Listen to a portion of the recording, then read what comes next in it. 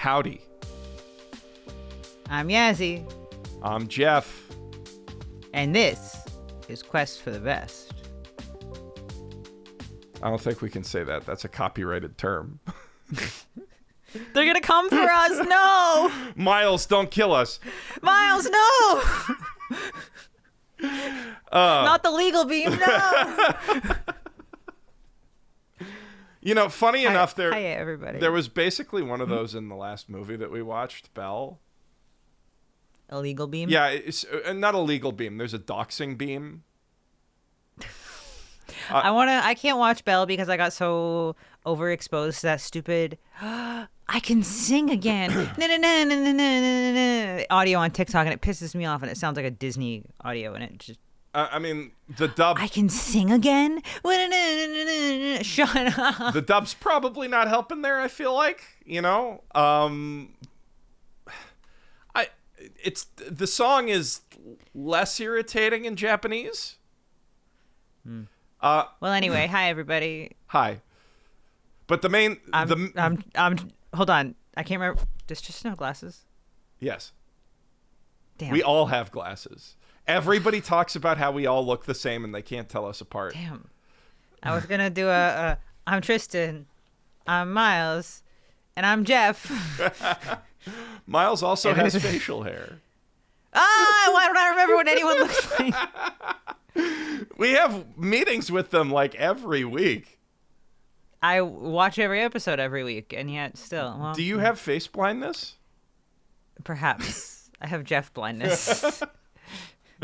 I'm you know, I can take the commenters saying you guys all look alike, but my own wife. Listen, no, it's not that you guys all look alike. I'm saying I forgot that you guys all look alike. Okay. All right. It's the opposite. I couldn't even remember if Tristan had glasses or not. Yeah. In my defense, it is 1 a.m. Anyway, hi everybody. We should do an intro. I think we just did. Yeah, you know what I mean. Long time no see. Why are we far apart, Geoff? Why are we not in the same room right now? Because that's so strange. We have a house in Canada. Canada. No. Because we have a house in Canada and 4 cats, plus your mom's cat. Technically 5. Yeah, 5. So I'm alone in a house with 5 cats in Edmonton.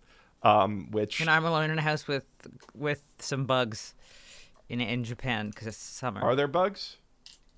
I don't know. There's always a spider somewhere. It's summer in Japan. Okay, but the anti-cockroach stuff continues to work. I mean, my friend found one in her washing machine yesterday. Oh man, if you guys don't know, like cockroaches are bad, right? Just generally, I feel like that.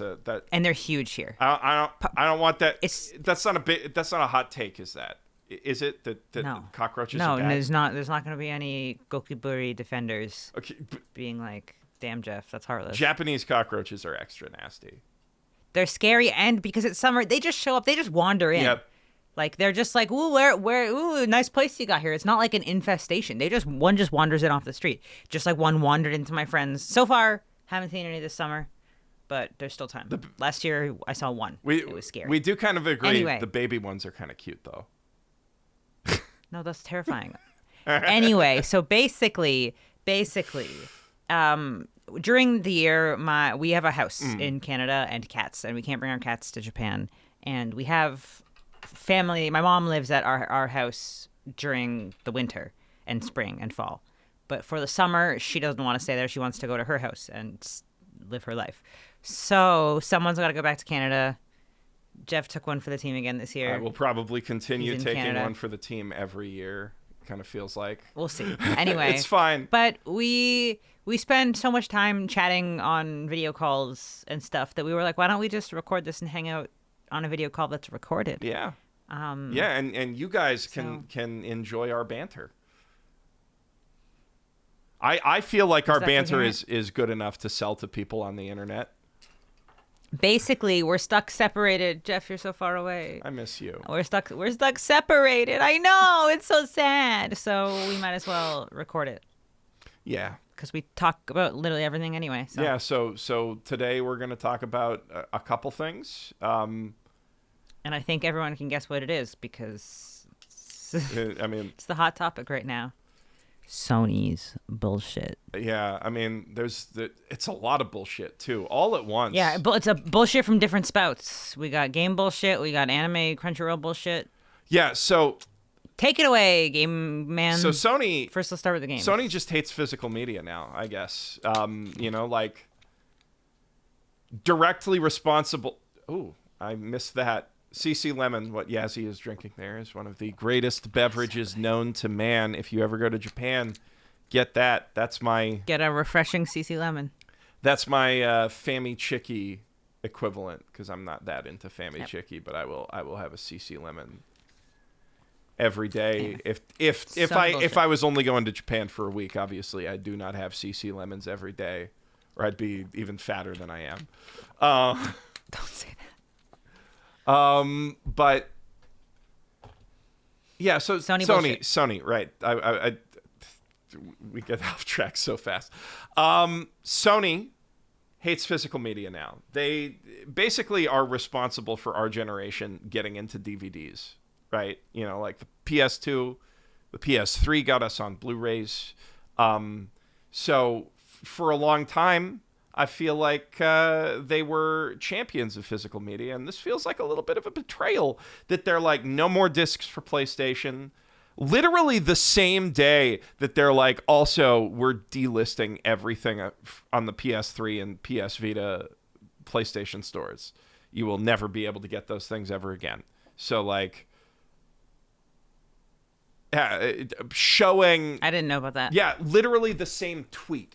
They were like, we're making these two announcements about PlayStation discs, which are being phased out by 2028 or something like that. Like, really soon. Yeah, 2028. That I know. Yeah, and like, same day, they're like, oh, yeah, and you can't buy PlayStation Vita games from the Vita store anymore. So, like, literally proving why it's a problem at the same time as they're creating a problem. I am very upset about it. I'm basically at a point where, like, if there's no physical media, why buy a PlayStation? Right? Yeah, I mean, I was talking with Liam today, and he brought up, like, what are the shelves going to look like? The store shelves? Yeah. Yeah? Like, part of their advertisement is the store shelves, right? Yeah, I guess it'll just be like a bunch of things in boxes, and that's it. Codes in boxes? Are they going to do codes in boxes? I mean, that's what Nintendo's doing. Sometimes. No, I mean, Nintendo does cards, don't they? Yeah, they're key cards. But they also have physical versions. Mm-hmm.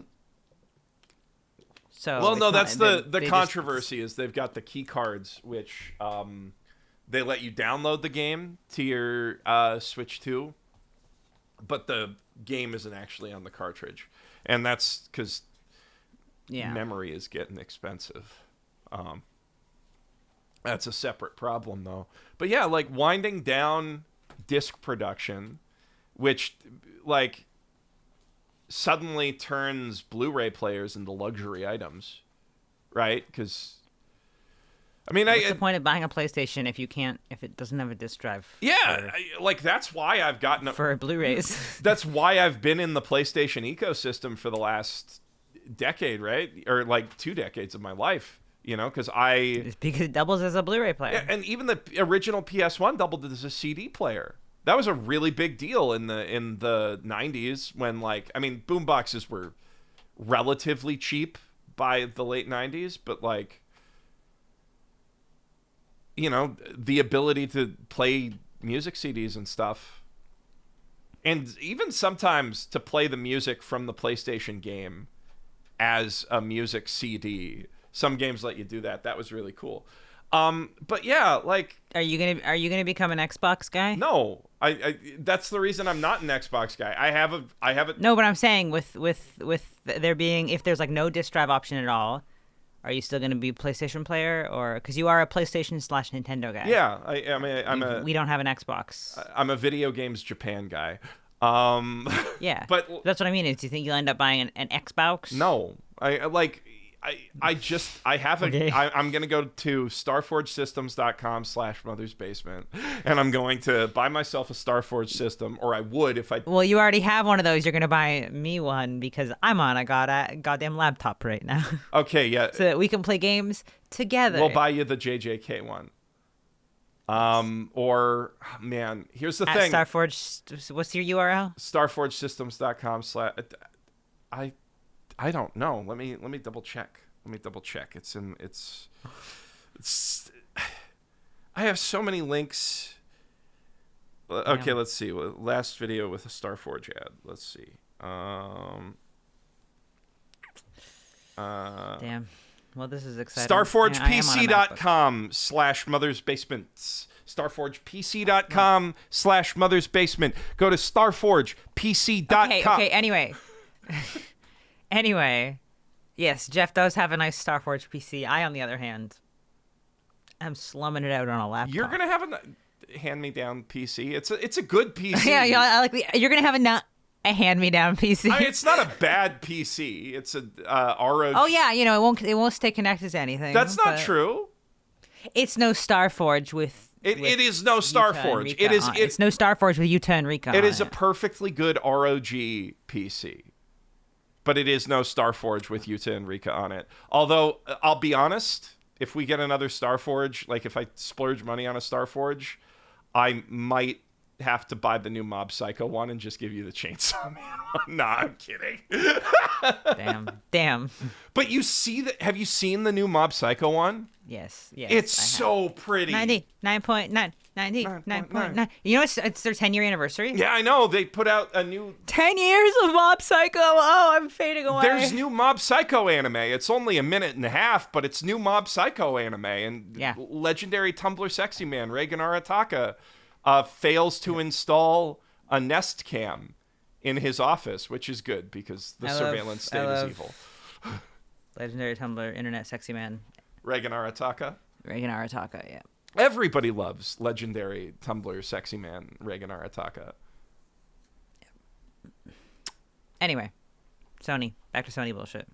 I'm sorry. You were going to have to cut me doing that. Doing what? I made a little kissy at you on a reflex. Oh, ew.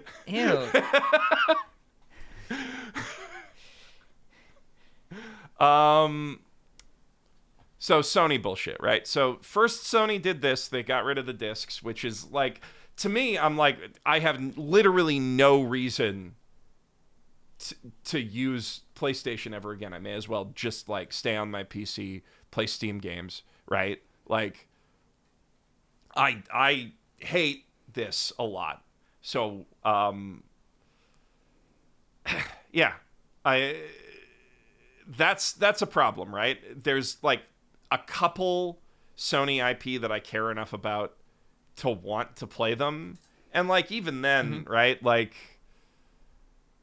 I want the new Wolverine game. I'll play that. It's set in Vancouver and Tokyo, okay? That's two cities I've lived in. That's a big deal. But other than that, like, I have very little attaching me to PlayStation, so I'm probably going to bail from that. So, Yazy, tell the people at home what is happening bullshit with Crunchyroll is up to. So they've decided their store, which Rice Stuff fucking died for this. God damn it. Yeah. Their store, which is already fading into a shithole, right? I'm a dedicated Crunchyroll store hater. I've had so many bad experiences with them. So I'm a through and through hater of the Crunchyroll store. Yeah. So their store, which already fucking blows, is getting worse. Now you need to be the top 2 fan levels. So not any subscriber can get it. It's not like, oh, you just have to be a Crunchyroll member to get it. We're trying to push memberships. No, you have to be one of the top 2 tiers, a minimum, I think, of $12.99 a month, just to be able to access their shitty fucking store. And which they've gotten rid of all their manga, basically. They're getting rid of not all their restocking Blu-rays. it. Yeah, like Rice Stuff fucking died for this. I miss them so much. May I share my bad experiences with the Crunchyroll store? Thank you. I will. My first beef with them, which I tweeted about, and why do you always get a response? I mean, I know why you always get a response from them whenever you bitch about them on Twitter, and I don't. But I ordered... The first few times I ordered from them like years ago, when before they acquired Right Stuff, was fine. There was nothing wrong with it. It was just your average buying experience. After they acquired Right Stuff and they split all of their stock between multiple warehouses, it became the worst thing ever. So I ordered during like a sale a bunch of manga and figures, right? Mm-hmm. It was like a bunch of things on clearance, a bunch of figures, and a bunch of I remember it like seemed like manga. A really good deal at the time. Yeah. So I bought a bunch of pop-up parades I was missing, a bunch of manga I was missing, and they shipped every item individually. And you might be thinking that's just a lot of boxes, right? Wrong. I had to pay a $20 customs fee on every single box. Fucking ridiculous. Every volume of manga came in a separate box, and I had a $20 fee on those. Like, it was a flat $20 because they use UPS, so it was just a flat $20 customs clearance fee. Every fucking figure had a $20. So I ended up paying an extra $250 or $260 in customs fees that I would have only had to pay $20 for if they just stuck it all in the same fucking box. I'm swearing a lot. Sorry. Yeah, that's fine. I mean, this is not going to be a PG-13 podcast, that's for sure. Anyway, so I was really upset about that, and nobody ever sent me an email being like, please stop being so mean to us on Twitter. But so that really upset me. I was so mad. And the reason that happened was because all of their shit was split among multiple warehouses, right? So they were all coming from different warehouses. And then one of the figures never shipped. And like 6 months later, I emailed them being like, why did my Gojo Nendo never ship? And they were like, oh, even though it was listed as in stock still on the website, they were like, oh, my bad. And then they refunded it. And I was like, well, first of all, it's still in stock. Why can't you just ship it? Yeah. And the reason they couldn't just ship it is because I paid half the price that it was listed for, right? Because I got those it on motherfuckers. Sale, right? I'm sorry. No, I'm not sorry. Yeah, they wanted I'm me to not just buy it sorry at again. all. Those motherfuckers. But also, like, why did I have to reach out 6 months later and be like, what happened? Right? Like, why didn't they just, if there was a problem, like, what I think happened is it went out of stock when I bought it. And then they restocked it at a higher price. But then when it came back in stock, when it came back in stock at regular price, they just didn't ship anyone's orders. They just kept selling the new stock to new people. Those, I'm sorry. Like, I'm sorry. Like, that makes me really angry. I know. I was mad because like it was a really good. I think I got my Suguru Nendo for like $20. The Nendos were on sale for like $23 or something insane like that, like half off. And they refused to honor the deal that they like fucking gave you. Yeah. No. So I emailed them being like, "Can you ship it? It's in stock. Where's my this part of my order never shipped?" And then they were like, "Oh, you're right. It did never ship. Here's your refund." And I was like, "No, I don't want a refund. Ship my figure." And they're like, "You can repurchase it. It's in stock." And I was like, fuck you. Yeah, and no, like actually go fuck yourselves. That's so. I know. Oh my god. The other beef I have with them is I bought a very exclusive and expensive Suguru figure, right? Suguru. That's Pookie. And it was the Shibuya Scramble figure, and it was set to release they had it listed for end of October. It released in Japan the first week of October, so they had it listed for end of October to allow for it to get to them, right? So I bought it through the MB because at the time we hadn't, like when I pre-ordered it, we hadn't moved to Japan yet. Uh-huh. So I had no idea where we were going to be. I couldn't order it to Japan, even though I knew we would be in Japan by the time it shipped. I couldn't order it to Japan because we didn't know where we were going to live. So I had to order it to Canada. And I figured I'd just see it later, right? So I ordered it to Canada. And like a year later, when it's set to ship, I start seeing all the Japanese people I follow getting their figures, right? Their Suguru ones. And I'm like, oh, I wish I could have gotten it in Japan, but I couldn't. And I can't buy it twice. It's a $500 figure. Or like $400 and something. So I'm like waiting and waiting and waiting. I'm like, well, at least it'll be there when I get to when I go back to visit my mom, right? And then end of October rolls around. No figure shipping. And I'm like, excuse me, Crunchyroll, where's my figure, right? November starts, and I'm seeing people on my figure collection start to receive theirs. People who bought it from Big Bad Toy Store and all those other places, like the Mecha Japan or whatever. I want to make a sidetrack and tell you guys my beef about Nin figures. Don't buy from Nin figures. Anyway, we'll get to them. Maybe we can. They were also shipping. No, all these other places were shipping, right? Including U.S. based ones like Big Bad Toy Store, right? That's the important part. Is their excuse was it hasn't. I got to give us time to get it to America. Anyway, so November rolls around and nothing. And I check the listing page and now it says it's going to ship in December. And I'm like, oh, right? No notification from them. Nothing. Which other figure companies will send you an email when your figure is delayed. So then December rolls around and I'm like, where's my expensive figure that is now sold out everywhere and double the price, right? And I check their page and it's like February shipping. And I'm like, I hit my microphone. Sorry, everybody. I'm like, I hate you. Where like I'm so sure that it's going to be my Gojo figure all over again, where they're just going to say never mind and refund it, right? That like, that didn't everybody's happen, posting though, right? theirs and stuff. Don't spoil the story. Everybody's posting theirs and stuff, and I'm like, I ship my figure, right? It's double the price now. I can't even ask you guys to cancel and buy it somewhere else because it's so exclusive, right? So then February rolls around, and I have to make another tweet bitching about it, being like, "Fuck you! Where's my goddamn figure?" Right? End of March, it finally ships with a $20 customs fee. Fuck you. But yeah, end of March. It was set to release end of October. They don't ship it with zero notification. They just keep updating the listing page with the That's so new date. That's so annoying. And like, thank God I got it because it's now $1,000 figure, right? Like I would have never been able to buy it again. Yeah. Thank God I received it and it wasn't broken or anything. But like the fact that I had to wait that long is insane. You guys aren't a small company, right? If it was like a small little shop, right? Little mom and pop shop, little small team of 3 people, and they were like, "I'm sorry, we can't keep up with this." I'd be like, "That's okay. That makes sense. You're Crunchyroll." Anyway, I hate the Crunchyroll store, but I also hate Nin Games. So don't buy your figures from Nin Games. And Can I make a quick sidetrack about why I hate Nin Games? sure. It's quick. Nin sent me a Twitter DM, and I had bought from them quite a few times. They sent me a Twitter DM being like, "We want to host a giveaway with you," right? Where it's like you post a tweet saying, well, you can give away, you're a Jujutsu Kaisen girl. How about a Gojo Nendo? You can give away a Gojo Nendo. The tweet will say, follow me, follow Nin Games, retweet this, and you can pick a winner, right? Mm. So I do that. I do the tweet. Everyone follows me. They follow Nin Games, and they retweet it. I pick a winner. Mm-hmm. I DM the winner saying, omedetou, and I DM Nin being like, here's the winner. Silence. Fuck, of course. And then a few weeks go by, and the person who won is like, hey, I haven't heard from them. And I was like, me neither.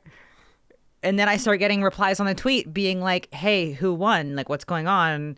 What about the giveaway? And I'm like,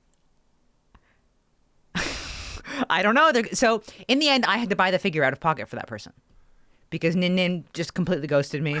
They never responded. I sent them like 6 DMs being like, hey, you guys planned this giveaway. You got a bunch of followers from me, advertising Scumbags. you. Yeah, can you send this person their figure? Please answer their DM or answer me something. And they didn't answer me. They didn't answer the winner. And in the end, I had to buy the figure because I'm not going to tell the person like. I hope you bought sorry, it from somewhere like, other than Nin. Of course I did. Yes, and not Crunchyroll either. But I mean, yeah, I ended up having to pay out of pocket for it. So now I forever have beef with Nin Games. I mean, like, good you didn't buy it from Crunchyroll because their prices are also really bad. Yeah. Like, anyway, enough of my ranting. Basically, fuck the Crunchyroll store. Also, fuck Nin Games. But fuck the Crunchyroll store.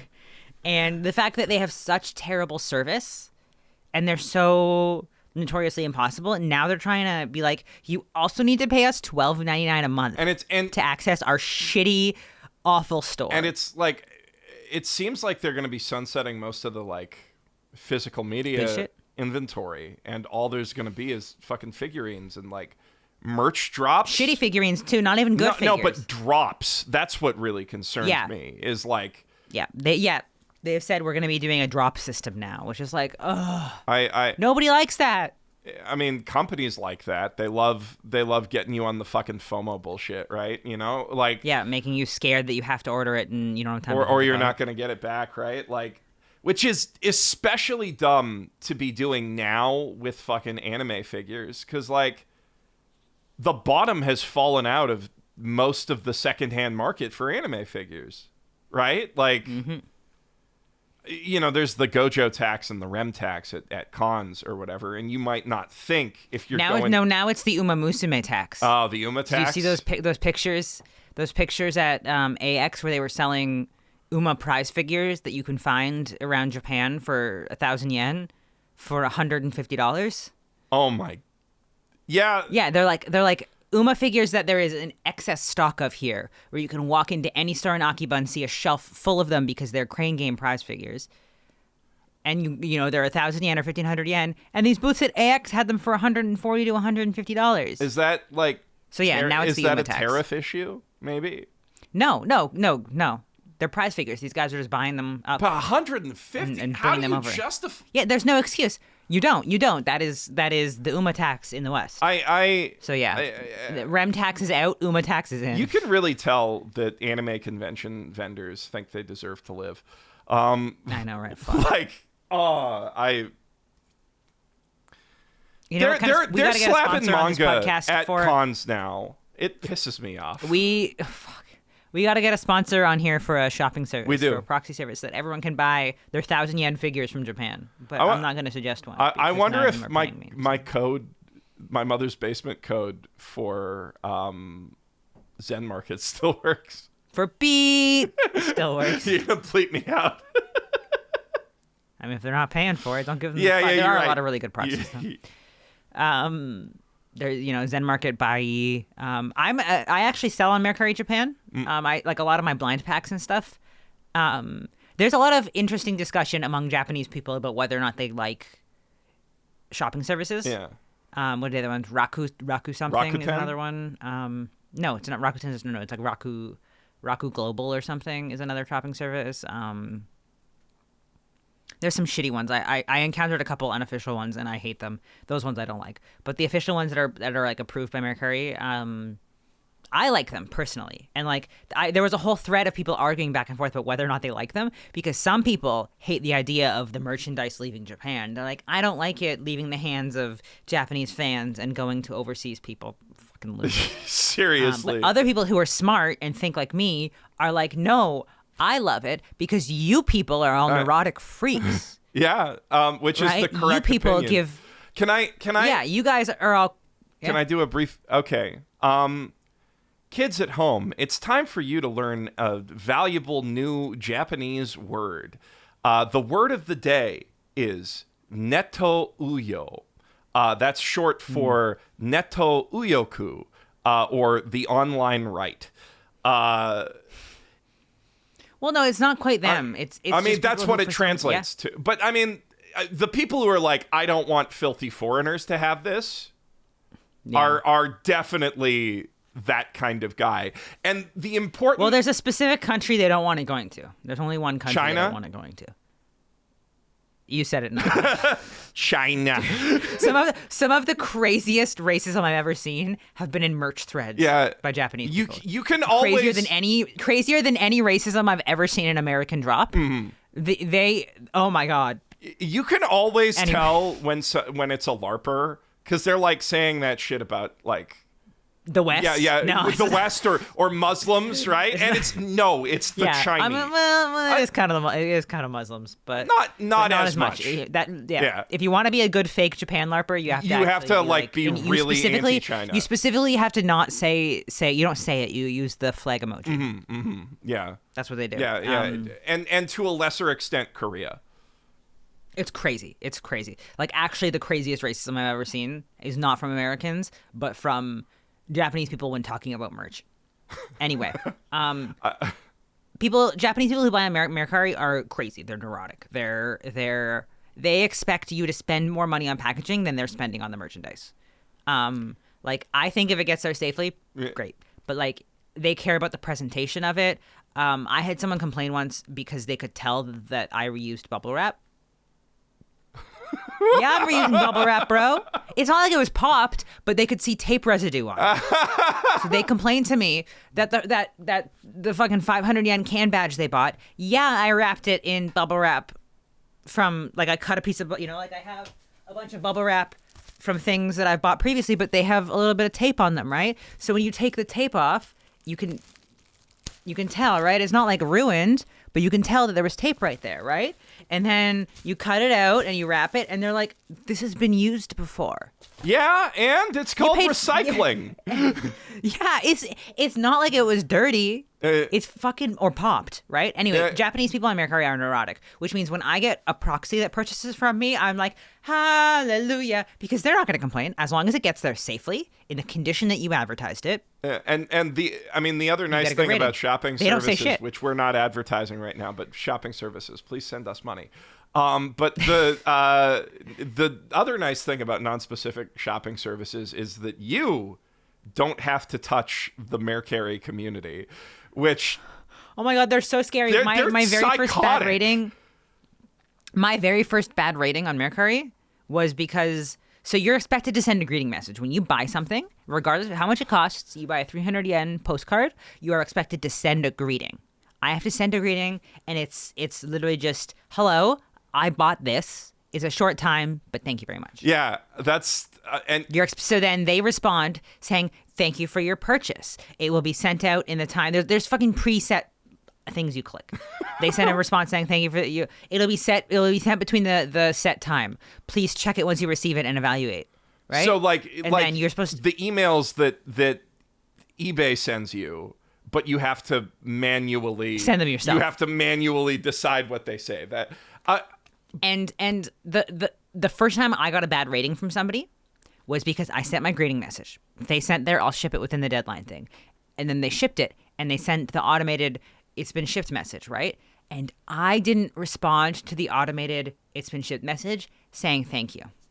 And you got a complaint for that? And because I didn't respond saying thank you, I just evaluated it within an hour of it being received, which is what they want. You don't get paid till it's evaluated. Yeah. But because I didn't respond saying thank you for shipping it, they gave me a bad rating and called me unpleasant. That's so... Anyway, Mercari people are fucking neurotic. So that is the other appeal. You gotta talk a little bit about some of the things people put on their Mercari pages. Oh yeah, like the stuff they'll be like, if you can't speak perfect Japanese, don't buy from me. I encountered one person recently who every single person who liked it, if you hit the like button, but don't buy it, they'd comment on it. Yeah, but don't buy it right away. If you just saved it for later, they commented on it, which everybody who likes it gets a notification about. They commented on it being like, blank son, thank you for liking it. If you're not going to purchase it, unlike it. Legitimate psychosis. It's crazy. It's like someone got in Twitter beef with me because I said that I don't care when people do that. And they were like, don't be a weirdo who fishes for discounts. And I was like, I like things because I'm still trying to decide if I want to buy it or not. Yeah. Right? Because this is a fucking secondhand flea market app. And it's not a necessity. And I'm like, I don't know if I want that acrylic stand yet or not. I'm going to think about it a bit, but I don't want to lose this listing because this person looks good. So I hit favorite. And someone got really mad at me on Twitter being like, don't be upset that they're calling you out for fishing for discounts like a cheapo. And I was like, I'm going to find your Mercari on like every single one of your listings, bitch. Okay, which is another thing. They call it harassment. Somebody was like, if you like too many of my listings, I'll report you for harassment. And they had a list of all of the people who had liked too many of their listings in their bio. Man. They were like A-san, B-san, C-san, D-san. All these people committed like harassment, And it was like, it's a fucking feature built in. Anyway. The way some really getting off. The way some people use the Japanese internet is... insane. Japanese Mercari, one of my biggest hit TikToks. You guys should all follow me on TikTok. One of my biggest hit TikToks on my second TikTok account, because I have two TikTok accounts. One where I just post bullshit and one where I actually post good videos. But on my one where I post bullshit, sometimes things become hits. That's when you throw bullshit at the wall, some of it sticks. That's the fundamental So I rule did of make the a video about my Mercari. I did make a video about like some of the pure neurotic bullshit that I see on Japanese Mercari, and like. Yeah, it's really crazy. I have a lot of screenshots of bios that I save when I see crazy shit. Mm-hmm. One person was like, if I suspect you're a foreigner, even if you live within Japan, you're not allowed to buy from me, right? Because they'll be like, oh, I don't want shopping services buying from me, which technically that is within Mercari rules. You are allowed to say no shopping services. And like when a shopping service buys from you, you're allowed to cancel it without a penalty. Why you do that, besides being a racist, I don't know. but because they're just being a racist. That seems like the reason. I think you nailed it in one. But I encountered one person who I really wanted to buy something from, and I just didn't, because their bio was like, if I suspect that you might be a foreigner, I'll be inquiring with you. And if your Japanese isn't perfect and I figure out that you're a foreigner, I'll be canceling your order, which, like, you're going to see my name when you do the shipping, so you're going to know I'm a foreigner. But yeah, they're like, if I find out you're a foreigner, I'm canceling the order and reporting you for buying against my rules. Anyway, I don't even remember how we got here. Shopping services are way better. Yeah. We were talking about how to get around the Crunchyroll store. Right. The Uma tax. Ami. Buy from Ami. Yeah. Ami is great. Yeah, just don't ever pre-order something from Ami and then forget to pay for it, or they will break your kneecaps. Yeah, they will. They will send the Ami Mafia to your door and ban you. They do not fuck around with missed especially payments. lately. I've heard Good Smile is kind of dropping off, which sucks. I can't confirm or deny that one just because I don't buy from Good Smile, because I mean, isn't Good Smile owned by 4chan now? Or no, they own 4chan. They own 4chan. Yeah, they have a very large stake in 4chan, yes, which is crazy. I mean, pretty smart from like a vertical integration. When I found out that they were behind all of the figure threads on I was like, I'm not crazy. I always say that I think I've long thought that a lot of these companies, especially VTuber ones and stuff, are on there. What's the word I'm looking for that they do? AstroTurfing? Is that the right use of the word? Yeah. But I mean, like, is that the right use of the word? AstroTurfing? Yes. That's when you create it. Faking grassroots support. Yes. I long thought that I didn't directly think Good Smile was doing that, because I didn't hang out much on the figure threads, but I have long thought that different groups and different companies have done that on places like 4chan, and I get called crazy. I still am convinced that VShojo did that like crazy on 4chan, and we'll never know.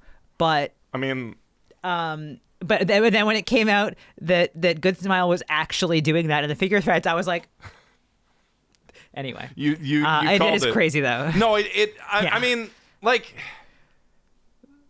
it's smart from a business perspective, but like, I mean, yeah, anytime it worked. They became. Anytime you go on 4chan, you're basically like going on the Get Psyoped website, and then you're shocked that you get psyoped. Get psyoped. Yeah. Like, plap, plap, plap. Get psyoped. Get psyoped. Oh man, yeah. Yeah. But yeah, no, Good Smile as a company, from what I understand, like as a store to shop from, I see a lot of complaints about them. This might get cut, but are you allowed to talk about that one figure company that kind of screwed you? Nah, Why not? Everyone hates them anyway. You'll never do another ad for them. Yeah, I guess. I mean, okay, how about without naming them? A certain figure company, Jeff. I can't do that, right? Because I've only done ads for one figure company. So as soon as you say that, everybody's gonna know. But like, they've been really bad on fulfillment. I still haven't gotten really some bad. of the statues that I was promised for doing ads. And like, so like, I don't like airing dirty laundry from my emails. I do. I know you do. You are a messy bitch. We have established this. We were talking about the Crunchyroll store, and you got into this whole thing of like, wait, I've got this extra teapot. wait, I fucking hate Nin Games. I gotta spill all this tea about Nin Nin Games. You know, you had a whole extra kettle I'll go make a on. TikTok about them later. You had a whole extra kettle on just to and. Yeah, it's just. So yes, I understand you like airing my dirty laundry. And our dirty laundry. Too. And in this case, I think it's fair, right? Like, I've got the one statue still in storage from when we moved, and I have no idea where to put it. And like the two that I actually like really want just still haven't arrived. And I don't know if they ever will. But all of these companies are falling victim to bad fulfillment, and I think from what I've seen, the two biggest companies that he complained about are Good Smile and that company that shall not be named for fulfillment. Good I think Smile Good Smile's being bad been- at fulfillment is crazy to me. I mean, maybe it's just crazy to me because like I know them in the context of living in Japan, where like there's Good Smile shit everywhere on every shelf, right? Yeah, they don't have to worry about fulfillment, but it seems like they've been heavily fucked by. Yeah.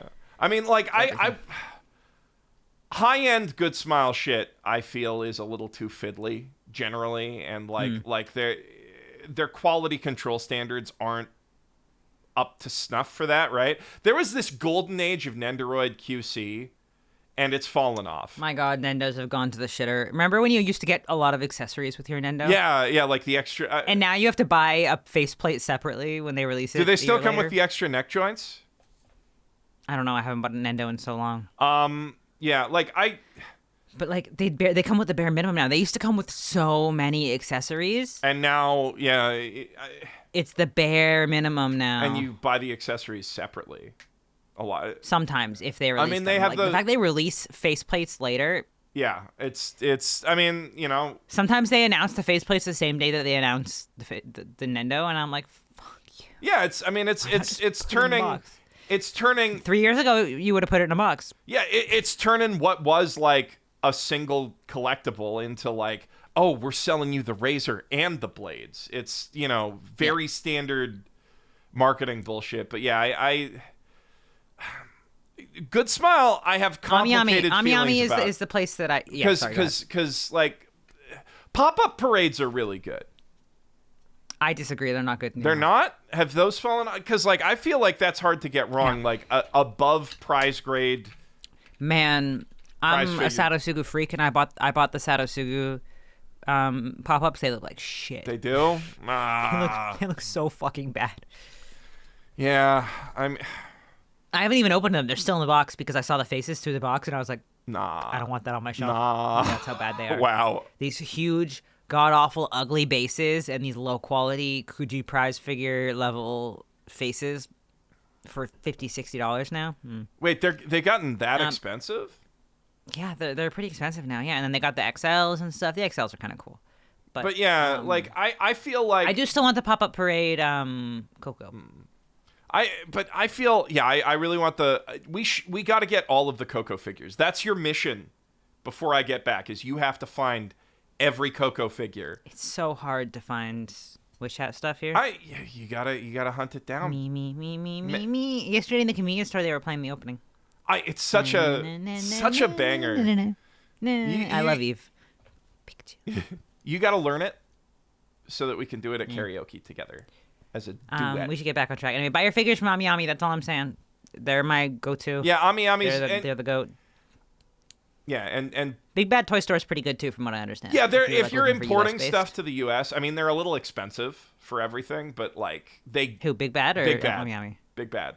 Yeah. But you get everything, right? But they're already in the U.S., so. And they sometimes even have like exclusive lines on some of the coolest figures out of Japan. So Anyway, we should get back on track. The Crunchyroll store's fucked. it is. It's about so it. I'm so pissed off that like I can't believe that they're locking it behind. right stuff and then Sorry. destroyed it. Yeah, like Yeah, I miss being able to buy Blu-rays and shit, especially for really good deals. Right Stuff had crazy good deals. and the fact that you could like batch order so much and like Yeah. and like get free shipping to Canada, that was such a like I started my anime collection with my friends. We'd all order, like we'd all go together on Right Stuff and like pick out the stuff we wanted from their sales and like get it over that $650 threshold or whatever it was where you got the free shipping.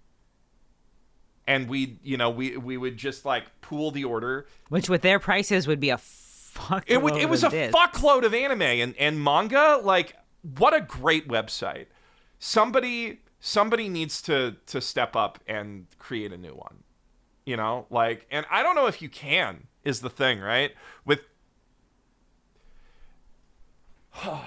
that's a whole other conversation, but it really worries me how much physical media is going away now.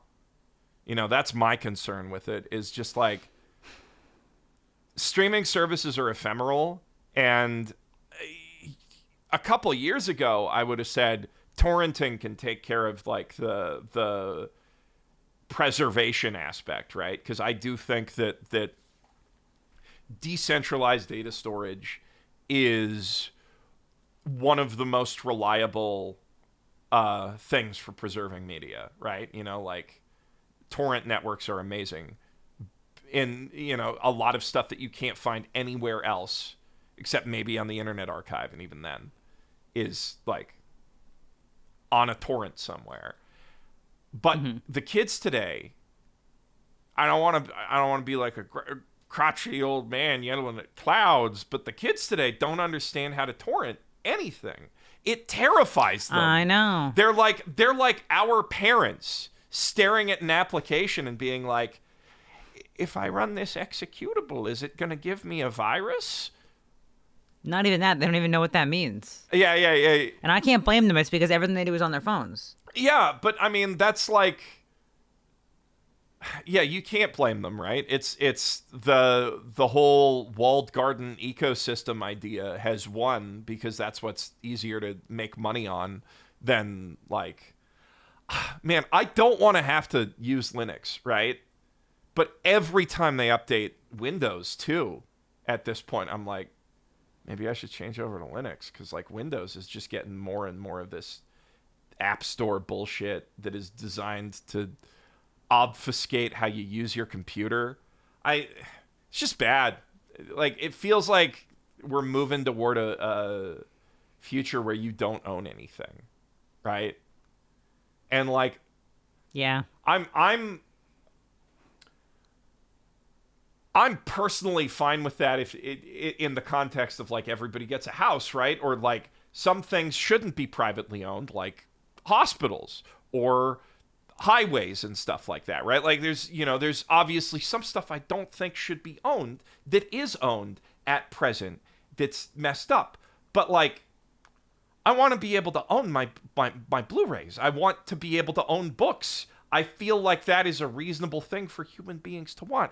Property is theft, but like, let me steal a book or two. You know, let me steal a movie or two. And I can't do that anymore. I feel like we're accelerating toward this future where just like, I won't have the pleasure of having this big library unless I go in and spend a whole bunch of money on DVDs I don't need now, you know? But what about future stuff? Yeah, and what about future stuff? Like, are we ever going to get, like... We'll probably get a nice Blu-ray of Witch Hat. I think we already have that, but like... We already have it pre-ordered. But what about Season 2? What about, like, Season 3, yeah. right? You know, like, will it ever come out in English? Yeah. You know, I mean, it will, but... Go to rosettastone.com/Mother's Basement. Is it /Mother's Basement? It's /basement, I think. It's just rosettastone.com/basement. Or... And learn Japanese so you don't need subtitles. Yep, that's the trick. But like, for real, I yeah, makes me sad. Anyway, I mean, you are a huge physical media lover. Mm-hmm. Yeah, I'm someone who likes to. I also like owning manga, though I do read most of my manga digitally. But like, you are way more. Not that I'm not a digital lover. You are just more of a physical lover, a physical media lover. Yeah, I like. You know, I like the ritual of going to the shelf, picking up what I want to watch, and plopping it in the player. And it just seems like that's going away. And you know, to bring it back, if it does, and fuck Sony for that. Fuck Sony, yeah, like louder. Fuck Sony. Fuck Sony.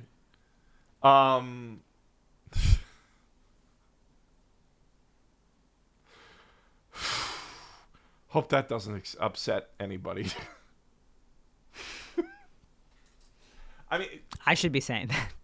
You should be, but you're the one encouraging me to say fuck Sony. I'm saying I shouldn't be saying. But like, seriously, like, yeah. Let's move on to good stuff though, because what have I guess I should go first since we already talked about what we're gonna talk about. But let's talk about what we've been up to. this summer. Wait, I was gonna go For first. me? I was gonna go first. Then you were. Damn, gonna I don't care. I'm gonna go for. No, I'm joking. Go ahead. go. Well, I just got through watching all of the seasonals, Right. Yeah. which there's a lot of good stuff. I think Kaiju Girl. Watch Kaiju Girl. Yeah. Everybody, it's cute. It's fun. Kaiju Girl Caramelise, Yazy put me on that, and when it was a manga, like when the first volume came out, Yeah. and Yeah. I've been shilling that one for a while. I'm a big fan of. I regret not making a video on it. I was gonna make a video on it and then I didn't. I should make videos.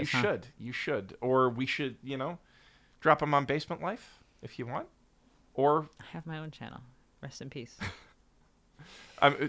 yeah, that's a whole. No, I can say rest in peace. It's demonetized. Rest in peace. Yeah, so just put it on Basement Life because then you don't have to get monetization back. Yeah, but I mean, I would like us to be doing more like random. I like this manga. I like this thing. 5-minute check it out videos. But that's a whole separate thought. Seasonal. Yeah. So I went through the seasonal. There's a few things. We're outside of ADHD medication hours right now. Sorry, it's 1:30 in the It's 1:30 in the morning. It ain't there anymore. Yeah, and I had a rough morning, so I'm not keeping us on track either. The inmates are running this podcast asylum. We got a little bit of a gas leak, but it's okay.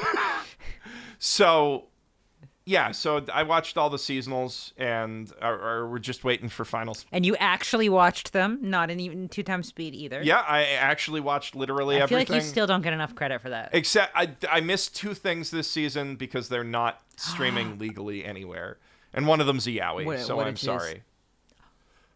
Which one? Wait, which one? Wait. Let me see. It's in my notebook. I'll check. I'm sorry. I had. It's okay. My Fujo heart, it just broke.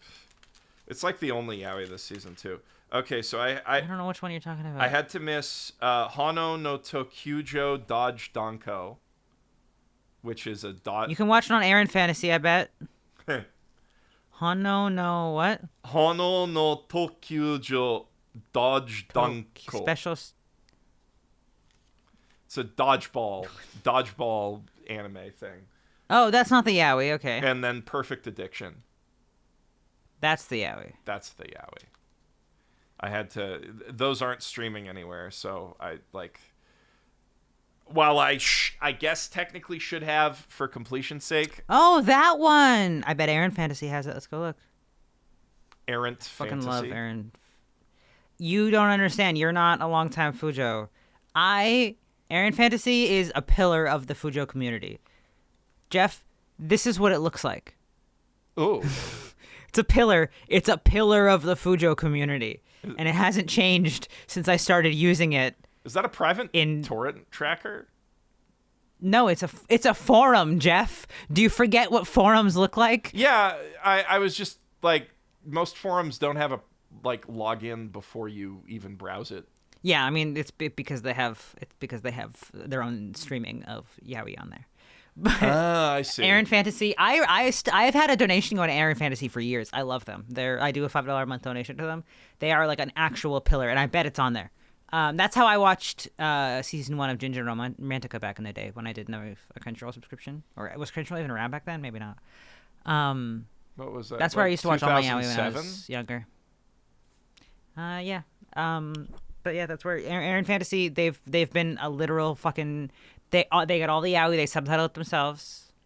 That's pretty ballin'. They act as like an archive of yaoi, and they've been doing it since for at least 20 years, I think. So to the folks at home, we're like, where the fan subbers at? Where the fan community at? It's once again the Fujo. Your fandom needs Fujos.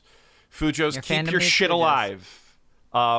Anyway, I'm sad you didn't watch the yaoi, but maybe I'll watch it tonight on Aaron Fantasy. We can watch it together if you want. I do think that I feel a little every time I get the charge from them every month, because like I said, I donate to them, and it just says automated charge to Aaron Fantasy. I'm like, stop, that looks weird. Someone's gonna be over my shoulder when that auto charge goes through, and I'm gonna be like, Yeah. I mean, I'm not gonna judge you, and I'm the only person who's gonna see that. This website is so unchanged that they have a disclaimer here saying that if your email is at AOL.com, to make sure you check your spam folder. Amazing. Does AOL still exist? No. That's... You'd think they could update the boilerplate there, right? Like, I wonder if it's like... No, it's just an unchanged website. It's an untouched forum that don't encourage it being touched. Are there moderators? Oh yeah, of course. Okay. It's still like I said, they're still uploading shit. Okay, so I was just wondering if maybe it was like some fucking Wild West situation where it's literally just the server's still up and people are... No, they're still going. Okay. Anyway. So you watched seasonal stuff, but you didn't watch... Yeah, so I didn't watch those two, but I watched literally everything else, and there's a lot of good stuff. Some stuff, I think I noted down that I thought you would like it. Let me see. I mean, I know that you at least appreciate Young Ladies Don't Play Fighting Games. Yeah. I don't know if it's your favorite, but you did. It was good. I did a video on. Yeah, you did. Yeah, right. So, man, I would like to make videos again. You're better at making TikToks. Yeah. I mean, I guess, but I don't know. My brain, it gets me. Anyway. Gets a little distracted. That's fine. Yeah. But yeah, I feel like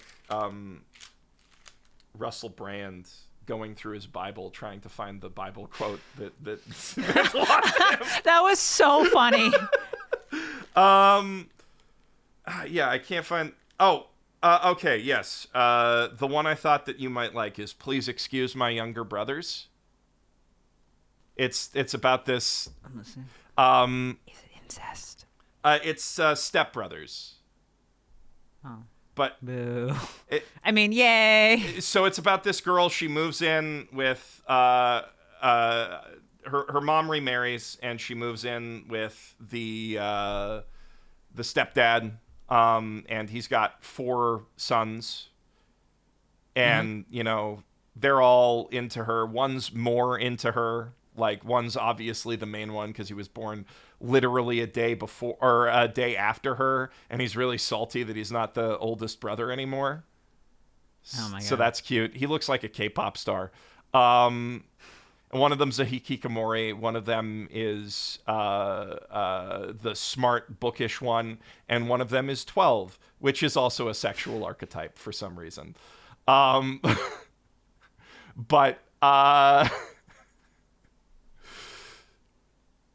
yeah, it's fun, it's goofy, and like pretty much immediately. So like the first episode, the parents are just like, or the kids are like, "Hey, you guys go off on a honeymoon. You deserve a honeymoon. You didn't have a wedding. Go off on your honeymoon." And then from the honeymoon, the dad calls them up and he's like, "Hey kids, turns out I just got transferred to Hokkaido, so you're gonna be living alone in the house together." And that's the setup. That's the plot. That's the plot. It's just, girl living alone with 3 hot guys and 1 boy who has a crush on her, and reverse harem. Yep. Reverse harem. It doesn't get problematic because the crush is one-sided, so you don't have to. I mean, it's still problematic, but I want it to get problematic. Yeah, exactly. You want a little bit of problematicism. You're not going to the "Please excuse my younger brothers" for a complete lack of taboos, right? But it's mostly. In fact, I'm disappointed that they're not real brothers. Exactly. Stop with the fake incest bullshit for cowards. Yep. But it's better than Get this She-and-G step family. brother out of my anime. Step bro. Step bros. Yeah, so you watched. So I thought that would be good. You watched all the seasonal stuff? Okay, well, Jeff eats his breakfast. We're gonna have a listen to Yazy talk about her adventures mukbang. What I've been up to, which is a lot of JJK events, so many. Yeah. Most recently, the JJK Cafe. You're making me hungry. I accidentally slept through dinner You don't get to time. complain about being hungry after what you ate at the JJK Cafe. Yeah, I got the Megumi. They called it a hot dog, but it was karaage in a hot dog bun, which like Looked delicious. that's not a hot dog. Yeah, but that's not a hot dog. That's Karaage. It's 3 pieces of karaage. 3 pieces of karaage on a hot dog bun with a piece of lettuce. 3 It's not a pieces hot of dog. karaage and a trench coat. Yeah, literally. With mystery green sauce. They just called it green sauce. I don't know what it is. Everyone keeps being like, "Is it this? Is it this?" No, it does not taste like anything you guys recommend or that you guys say it is. It wasn't pesto. It looked wasn't guacamole. pico de gallo. It was good. Nope.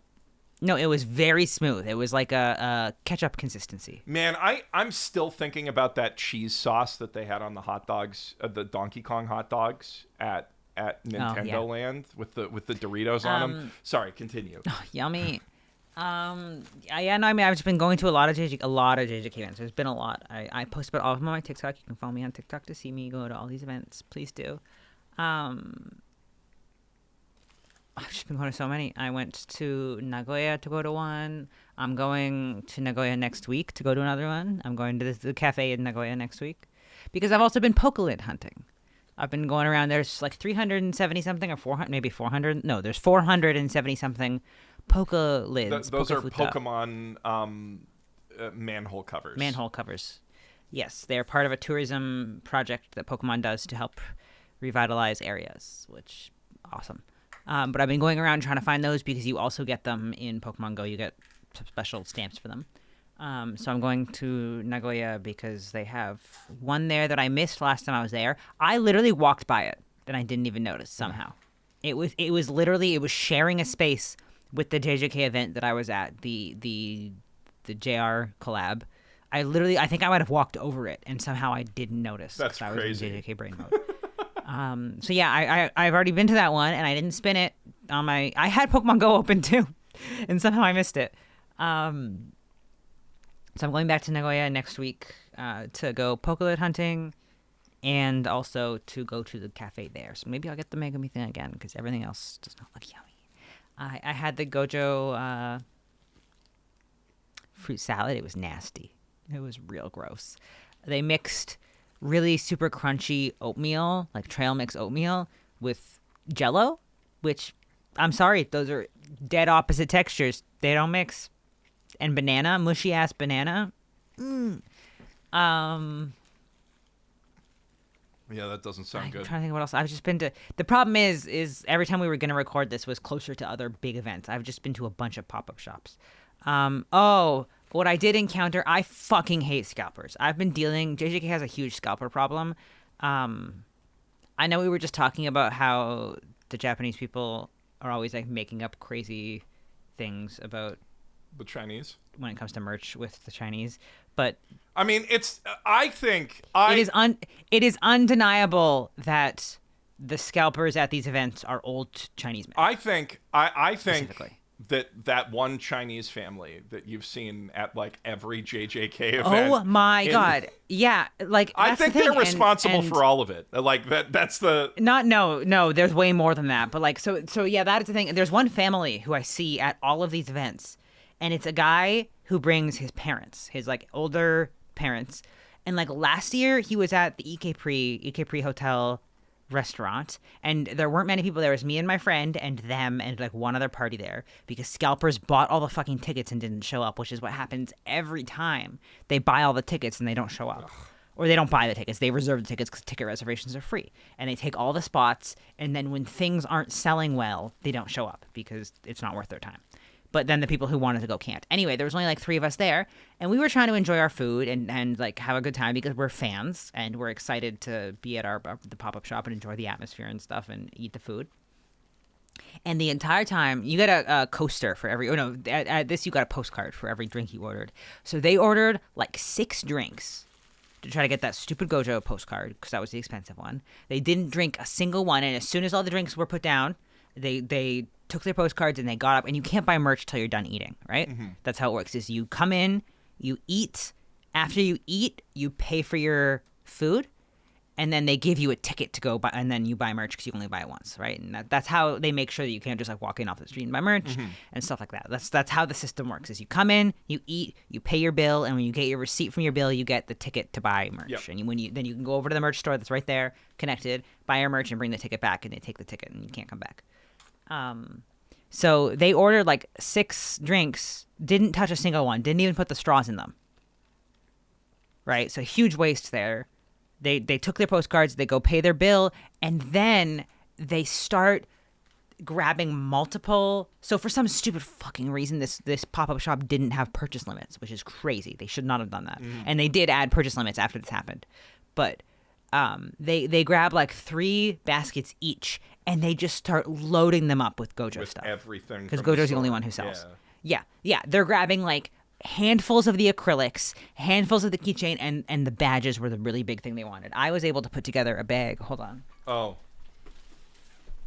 I was, despite the scalper fight, able to put together a bag of this badge. Very nice. But this was the badge they all wanted. Yeah, I love it.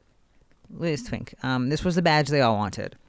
And it was in blind packs. So they had multiple baskets just full. They were just shoveling the blind packs into there, right? And like I said, they were buying stacks of acrylic stands and stuff, because what they do is they sell half of that on Mercari Japan, and the other half they take back to China and sell for even more on like Chinese markets, right? Because they can't get them, right?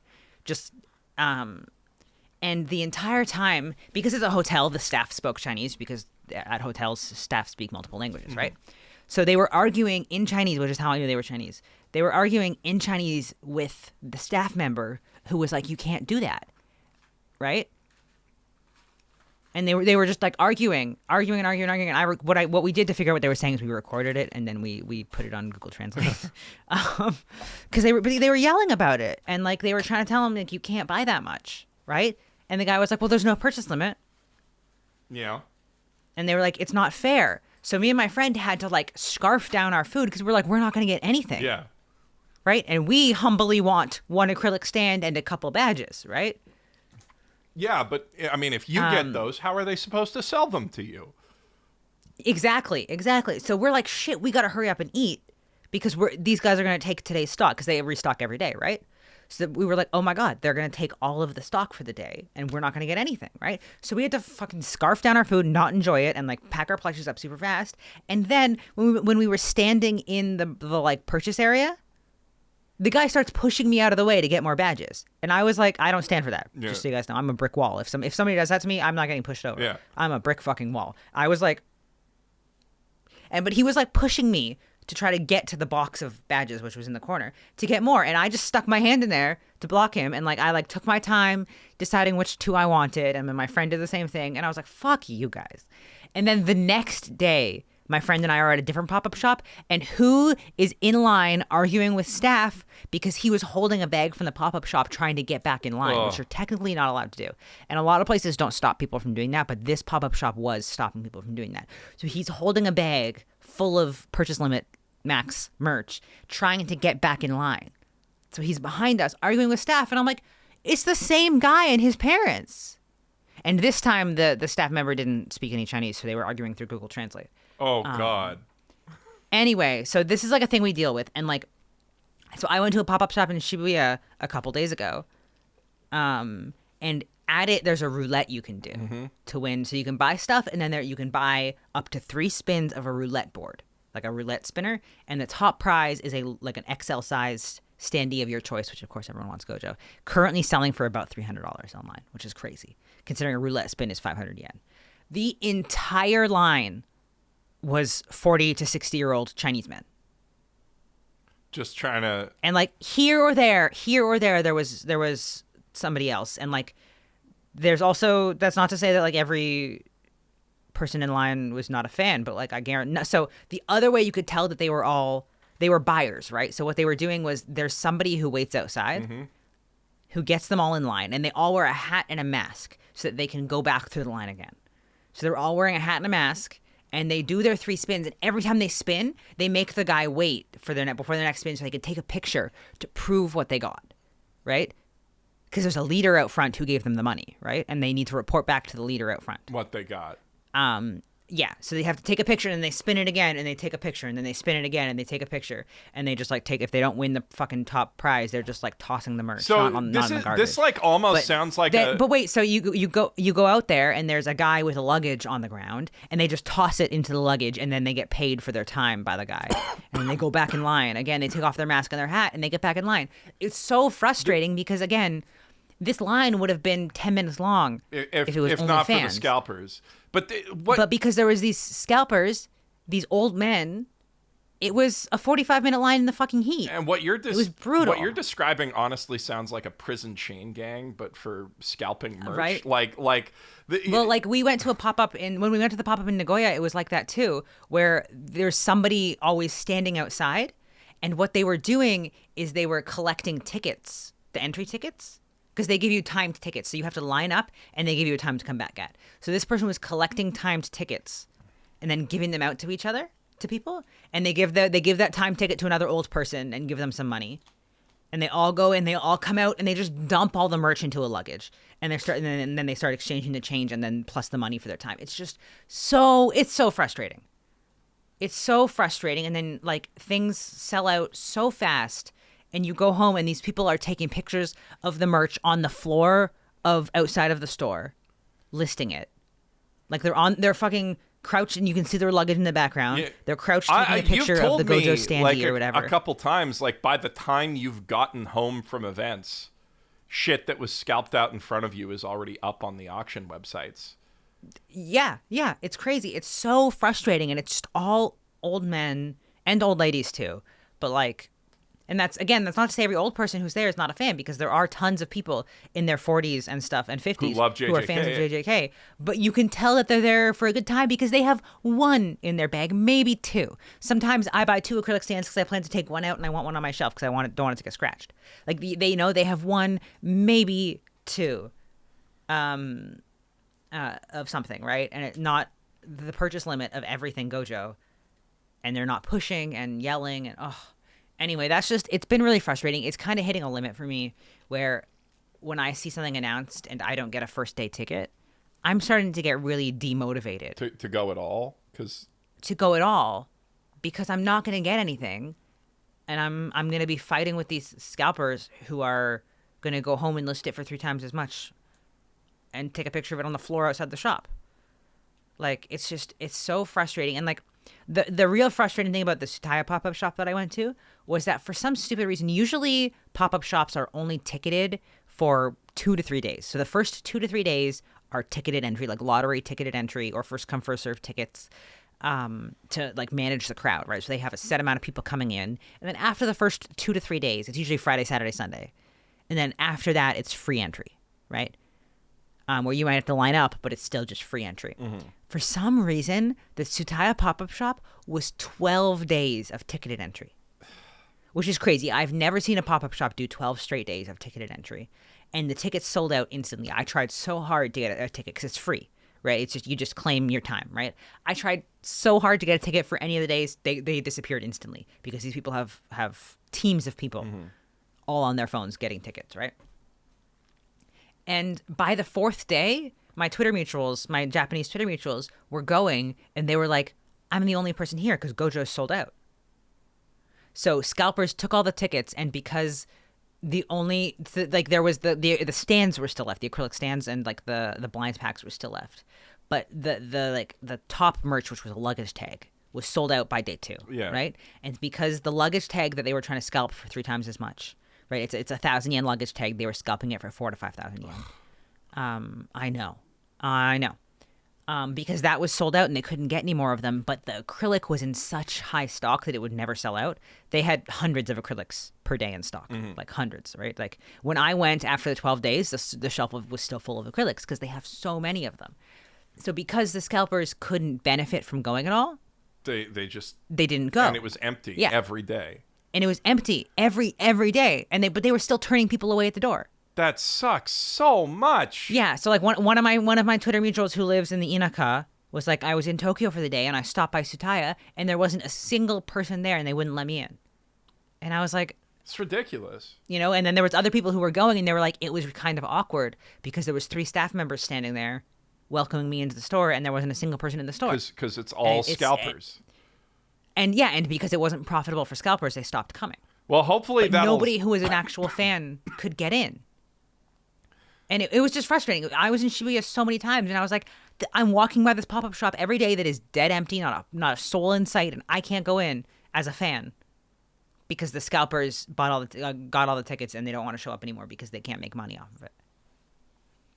Anyway, it's demotivating me to go to these events. And it's not enough to stop me from going to these events because I still have a lot of fun. Yeah. But like the shop-only ones are starting to really wear me down, where it's like, I can only get up at 6 a.m.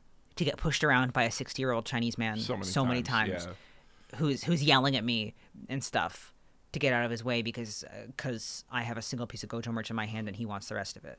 You know? Anyway, that's my rant about the scalpers here. And, like, I feel really bad for fans in China because they're getting fucked. I've seen them tweeting about it and where they post the prices of things. And that luggage tag that they're selling here for 5,000 yen, they're selling for the equivalent of $100 there. That's ridiculous. That's why they do it, right? And I feel so bad for the fans there who can't afford to come to Japan. Because the only people who can afford to come to Japan are these old fucking unemployed people whose entire business is scalping. You know, it's just sad all around. Yeah. The actual fans, like, from two countries don't get to come. Fucked. And the actual fans have such a bad reputation that they feel scared to come, too. I've seen them tweeting that. And I'm like, that's also not fair that just these because you're a scalpers Chinese fan... are ruining it for every other Chinese person who just wants to come. Yeah, like... And be a fan. And, like, we also feel awkward. Not that we have anywhere near the same amount of discrimination as a Chinese fan would, right? But, like, we also are always, like... If we come without any merch on us, we're always like, damn, they definitely think we're scalpers too. Yeah, you get the like, we're always like, eat a bags out, chimmies out. We're like, I'm like, please. Please, I'm legit. Yeah, I want one standee. Let me have one standee. And what's crazy is I could have such a hustle being a reseller, but I have fucking morals. Yeah, I could never. Like, I'm standing in these pop-up shops that have purchase limit 5, holding a standee in my hand that's 1,000 yen that's currently selling for 4,000 yen. Yeah, you're right? Using Mercari the way that it's intended, like to is when I buy a box of these, I take the 3 I want, and you offload and the other Yuji stuff. and the Utah, that I don't want, they go right. Sometimes for less than retail, but like often for less that's than all. retail It pisses me off because you are very like. I just want them gone. Yeah, I mean, Yazy, like, will set stuff lower than other sellers are setting it. A, to get it gone, and B, to bring the prices down. To lower the price. Yeah, fuck you guys. She's a real G. But yeah, it's just I feel especially bad for the people from China, like Chinese people who are actual fans, who are saying they're scared to come here to these events because of the discrimination. You know, I feel so fucking bad for them. And I see it, right? And I understand, like, it's just, that's all. It's bad all around for all fans, right? It's bad for the real Chinese fans who feel scared to come. It's bad for the ones who can't come and have to pay insane scalper prices. It's bad for people who live here because we can't go to the events either. Yeah, it's bad for tourists who also can't get tickets to the events, because you need to know the secret ins and outs of scoring a ticket in time. I wonder how many empty seats there end up being at, like, stage plays and shit, too. A lot, because they try to resell them and nobody buys them. Or they do buy them. One of the girls I followed was a bad girl who bought them. I mean, yeah, we see empty seats at those kind of events. Juju Fest? Fuck Juju Fest.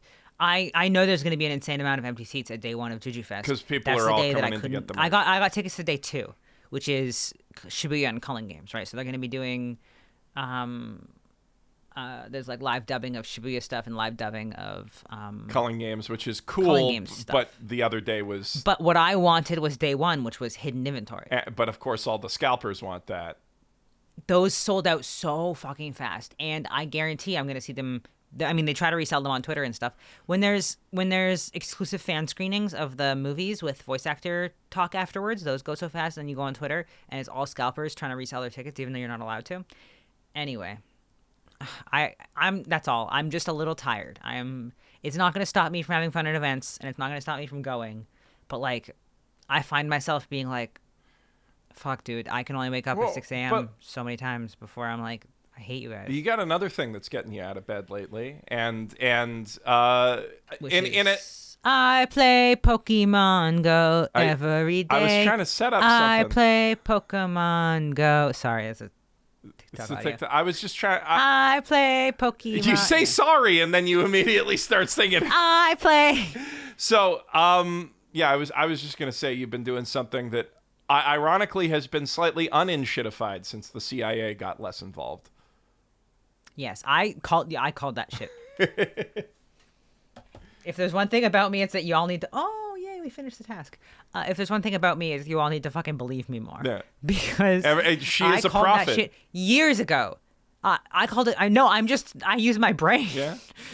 I called that so long ago, so many years before, and like people were like, "Okay, paranoid person, you know, like this sounds crazy." Yeah, your Pokemon Go. And now they're using it to fucking bomb places again. You know, like. And do you know who owns it now? Scopely. You know who Scopely is? A Saudi Arabian investor company.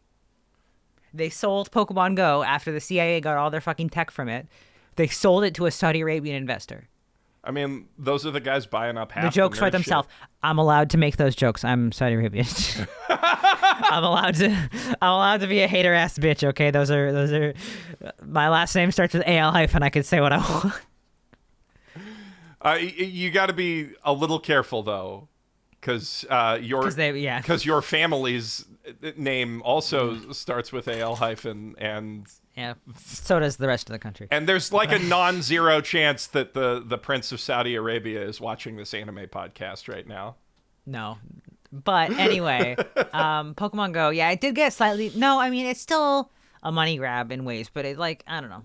I have been playing a lot of Pokemon Go. That's what you're trying to transition into. Yes. Jeff's trying to transition into the fact that we are both going through our midlife crisis right now in two different ways. I've been talking a lot, though, so why don't you talk about what you've been doing with Pokemon, Jeff? Well, so Pokemon Champions dropped, which is... Pokemon Champions. It's Pokemon VGC, specifically, or the video game championship rule set as a standalone app that you don't have to, like... play an entire RPG to create your Pokemon team anymore. And that was what it took for me to finally have the time to get into competitive Pokemon. And you've been having a lot of fun with it. I have. I want to stream it, but also like, you know, with online games, you get heated, right? And I don't want to, that wouldn't necessarily be the most entertaining stream, or it might be, but not for the right reason. I mean, the thing is, I can never be more embarrassing about it than Darkside Phil. Like, yeah, what a statement. He's been on Pokemon streaming, and like, there's these clips of him being like, I picked the attack that was super effective, but then his guy moved before me and used a super effective move, and I just died and I couldn't play. This is bullshit. And that's literally how Pokemon works. Anybody who's played these Even games... I know that's how Pokemon works. Yeah, you got higher speed. You got... Anyway, so yeah, I've been playing that, and it's addictive as hell. And a really... meaty mental challenge, which I really like. Maybe too much, because when I'm tired or a little tipsy or whatever, I can't just play it for fun, because it's like chess, right? It is legitimately as complicated as chess, especially if you're like trying to climb the elo ladder and get to the higher level. Mm-hmm. But like, it's so engaging, you know, like the single battles have their own charm. The way you play it in the RPG. I know you're not a fan of battling at all in Pokemon. No, that's my least favorite part of Pokemon. In fact, I avoid it at all costs. That's why Arceus was such a big deal for you. It's fun for me, yeah. Yeah, because you don't have to fight the Pokemon. You just throw the balls. No, the worst part of my life was getting the fucking National Dex for the first time in, I think, Platinum? Oh. I don't know, or maybe it was Ruby Sapphire. One of those, with the National Dex, you have to fight a bunch of trainers, and I remember wanting the National Dex, and I was like, fuck. So I had to follow a bunch of tutorials on like how to, How to go back and get certain beat Pokemon. each of those. And like the only way, the only way to have certain encounters was to fight certain trainers, right? Because you have to have every single Pokemon as seen in your Pokedex for the National Dex. Okay. So, and I avoid battles at all. If I can run past that person, I'll stand there and wait until I can run past them. But that's literally the only guy who's got the one. Who's got a certain Pokemon, yeah.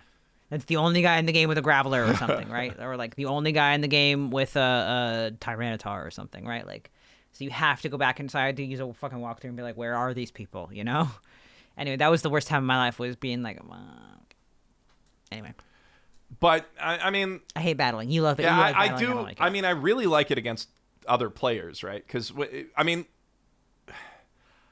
again, single battles aren't bad, right? It's a fun little rock paper scissors game where you're like, thinking 12 moves in advance, right? And with VGC, you're often only thinking 6 moves, maybe 3 in advance, because so much can change in a turn. But you're doing two moves every turn, right? So there's, excuse me. So there's a ramping up of complexity that comes with that. It's not just twice as complicated, because you have 2 different targets. Your Pokemon can each pick attack or support moves. They can like double into 2 different slots or spread the damage out. But also they can do things that synergize with each other to like, so there's many extra layers that are added up. I would say it's like 4 times as complicated as just doing a regular battle. And when you're doing that against another person, there are a lot of mind games that come into account, right? Like, you can win a game just by, like, even if you make a mistake at first, if you just establish the play pattern of like, oh, I'm going to do this, I'm going to move like this, and then like you change up the rhythm of how you're playing, you can totally catch somebody out. And like there's also the factor of, okay, I'm figuring out how this guy plays, right? And I'm figuring out what his patterns are, so I can anticipate what he's going to do. And like I got a feeling he's going to change out his Pokemon at this point, right? To like absorb a hit. So if you really think ahead, you can like send a super effective attack against the Pokemon he's switching into. It's a lot, right? And you know how addicted I was to Marvel Snap. Yep. Which Rest in peace. yeah, I mean, it was so fun until it wasn't. It was, I mean, now it's not nowhere near as complicated and fun of a game as Pokemon. And the randomness is way worse, right? Because like sometimes in a card game, it's just you get the right cards and you lose, or you get the right cards and you win, or you get the wrong cards and you lose, right? And that can be fun in its own way, but what I really like about Pokemon is like, the moves and the mons that you're bringing to the game, right? You're making conscious decisions, and like you can still get your reads wrong and like play into your opponent picking Pokemon that are good against what you bring into them, right? So you can get unlucky and you can get bad reads, but more is in your control. And like what I liked about Marvel Snap was that just the fact that both turns happen at once. So it's not like, my opponent does something and then I respond and then they respond to me and I respond to them, back and forth, right? It's like, okay, what do I think my opponent is going to do? I'm going to try to play into that. And then you look at the board state after that and you're like, okay, what do I do now to bring this back? But also, with the board state in the state that it's in, that inclines the opponent to behave in certain ways, right? Like if they're on the back foot, maybe they get more defensive, or maybe they go more offensive. And like as you feel that out, it's very, very gratifying to get a read right and be like, okay, so I knew who was going to protect this turn and who was going to try to attack me, so I doubled into them, took them out. I knew they were going to try to use Trick Room to reverse the speed order of turns, so I used Sleep Powder on their Farigiraf, and because it came out of my Venusaur, they couldn't Rage Powder me to not hit that. And my other Mon was able to take down their Sinistcha. So like there's just lots of winning turns feels really good. Then the cumulative effect of both winning, like, taking a winning position and advancing it, or being on the back foot and figuring out a way to like Uno reverse your opponent and eke a win out of it. Okay, they take out your big sweeper turn one and you're in trouble, but like you reposition, you take out a few of their guys, and you get to an end game where you've got this really tough guy who they just can't take down in one hit, and you're able to like take out both of their dudes before they can do anything. There's just so many interesting dynamics to it. So it's just like, it's a very positive and supportive community where like people are like trying to crack the metagame together, and like, there are rivalries, and like, it's an esport, right? There's a lot of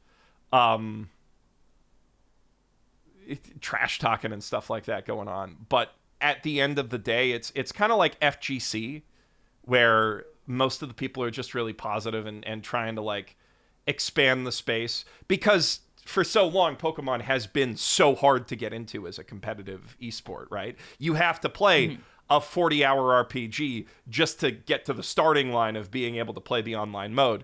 And then like building a team sometimes requires like 4-5 hours of grinding to get a Pokemon, get it up to the level that you want it at to actually compete, get all of its EVs set, make sure that it has perfect IVs, which is, a whole other thing, right? You got to like catch Pokemon and catch Pokemon and catch Pokemon until you just like figure out, okay, this has the perfect stat spread. And, all that got taken out. And now this community that has been like really running on sort of the goodwill of the top players, right? And the like enthusiasm of, we love this game and we want more people to play it. Now suddenly the floodgates are open and everybody can come in. And, obviously that means you're going to have Dark Side Phils coming in, embarrassing themselves. You're going to have people like on the App Store, like 1 out of 5 stars, no single player mode. What kind of Pokemon game is this, right? Because they just don't understand. But like, and I mean, I like the cutscenes in the game, but putting cutscenes in the game does kind of make people feel that way, I guess. But this whole community is now able to like explode, and I've really enjoyed how supportive and collaborative it is, except for that one guy who responds to literally anybody who talks about Pokemon in any capacity. Oh my god, that one guy with the Twitter. furry icon? Yeah. Who calls himself the best player even though he's not? Yeah. I haven't blocked, I forget his name. But one of like the hardest fall-offs in YouTube history. I don't know anything about him. I just know that he's fucking annoying on Twitter and I haven't blocked. So he was a Pokemon YouTuber, right? And like he accused Wolf Glick, who's like the best Pokemon player. Yeah, I know who that is. He accused Wolf Glick of cheating by like using hacked mons, like hacking his game to get shinies and stuff like that. Yeah. I used to, back in the Platinum days, I would happily hack my Pokemon because I wanted to. Well, that would disqualify you from official tournaments. I know, and I didn't play official tournaments, so it didn't matter. I was simply a collector. Man, Plus, we would do things on LiveJournal. So there was the Pokemon LiveJournal group. It was a thing to give out, obviously hacked. Usually, I mean, you would have to say whether or not they were generated or not. But it was like a thing to have days where you could just sat there and gave out via online trading. Your cool Pokemon mods? people would be like, "Hey, it's Lucario. Yeah, it's Lucario Day or whatever, or it was Lucario in Platinum. I don't know. It's Tyranitar Day, and like for Tyranitar Day, somebody would just hand out, and they'd use random generation, so you would get a random one to at least make it fun. But like, they'd be like, I'm just handing out Tyranitars all day, so drop your friend code in the comments, and I'll get to you, and you can give me a Pidgey for the Pokemon you want. That's sick. Maybe if you're lucky, you'll get a shiny, and it was just like a random person would get a shiny and stuff, even though it was generated. But people would also do mass hatchings and stuff where they say like, oh, I'm giving out Cyndaquils. If I found those online groups, I probably would have Live Journal. I probably would have still been playing Pokemon, but I ended up falling off it for harder RPGs. Yeah, that was fun. But yeah, now I'm back into it and I love it, and I still haven't gotten You're going to local? Yeah, I've been going to local tournaments in Edmonton. You met people. You made friends. I made friends around sort Edmonton. Which we didn't have. And somebody for a on long Twitter, time. You kicked the ass of somebody on Twitter. Yeah. I someone tweeted at me being like, "Did Jeff Thu just kick my ass?" One of these days, I want someone to tweet at me being like, "Holy shit, because I drop lures everywhere. Someone will notice one day that I've dropped a lure. They're like, hey, I know who that is." They'll see my username and be like, oh my god, it's Yazy. But I mean, I do leave lures in like popular tourist spots, so if you're around Tokyo, maybe you'll get a lure from especially Ike. Maybe you'll see Yazy. Tenlaid if you see a lure drop by Tenlaid. That's Yazy. People don't know you by that name as much anymore, though. I know. Crazy. Who is that? But yeah. So the community aspect of it has been the best. Being able to go to locals, and like I'm spending. I'm buying the battle pass every month, and I've got the membership. But like, at the end of the day, what I spend this year will be less than it costs to build like one deck in Yu-Gi-Oh! Yeah. Or Magic. Not Pokemon necessarily. Pokemon's a pretty cheap game to play, but like to play, not to collect. Yeah, not to. If you get the basic versions of every card, then it's pretty accessible. But yeah, no, it's just like a really, as hobbies go, very affordable compared to other stuff I could be doing, and just super fun and challenging, and like, people are generally pretty good sports. There was one person at the last local tournament who like stormed out because she lost every game, which I lost every game too at that locals. I mean, I picked a bad team to bring in, but that's an experience. You still lost. I won my first locals though. Like I won the whole thing. Yay. It was 4-player round robin, but still I won, and I feel good about that, right? But like, sometimes you have bad games. So, and like the tournament was also, I feel like I could have won if it was actually best of 3, but it ended up being best of 1. And I don't know. I got to get my. But you didn't storm out, but she did. Yeah, she did. And it was like, it's understandable Awkward, losing sight. No, I mean, it was awkward for me because I don't think I got to. I missed another round, I think, because of that. It really sucked. Like I didn't get to play much at that locals, but yeah, you still haven't. I was still having fun, which was the main thing. We didn't even have finals. But that's like the important thing is getting out there, meeting people, and having a good time, right? And even when you lose, you learn a lot. That's what I really like about it. Like, in Marvel Snap, there was a certain point where, like, I was just losing marginal rolls, right? Like, I was just like, I was on coin flips and getting unlucky, and it got me tilted. And then when you're tilted, you don't play as well, and that can happen in Pokemon too. But there's always... It helps that you have these cute little creatures looking back. Yeah, that does help a lot. And like, I think Sylveon might be my favorite evolution now. He's kind of broken in meta, but also it's just a very cute Pokemon, and like...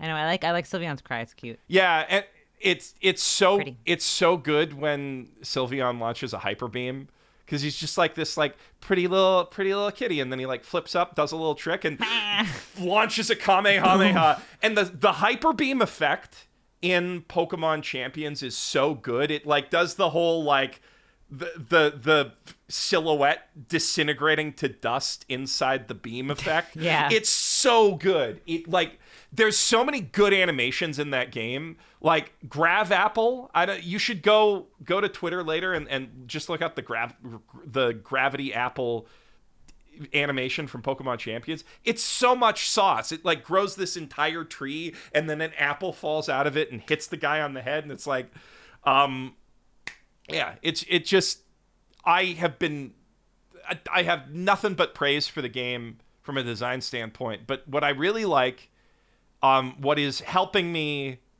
keep my like negative reactions and tiltiness to a minimum, is the fact that you can learn something from every game that you lose, right? Like, I felt bad losing every game at that locals, but I do feel like I could have done better, because like, and it even helped me identify where my weakness is, which is I'm pretty good at reading people after I've played a game against them, right? I'm pretty good at like, okay, I've got your play patterns down.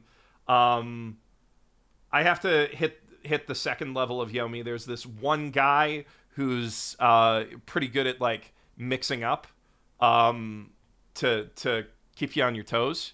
But it like I'm good at reading people, but I'm not good. The fundamentals of like, here's what you lead into this, I'm not so good at yet. I'm learning it. I paid $2 for a team overview from this guy on Metafy, which I'm fine with. You know what? It's $2. I didn't say anything. Yeah, but you looked at me. You gave me a look. No. But like, I'm joking.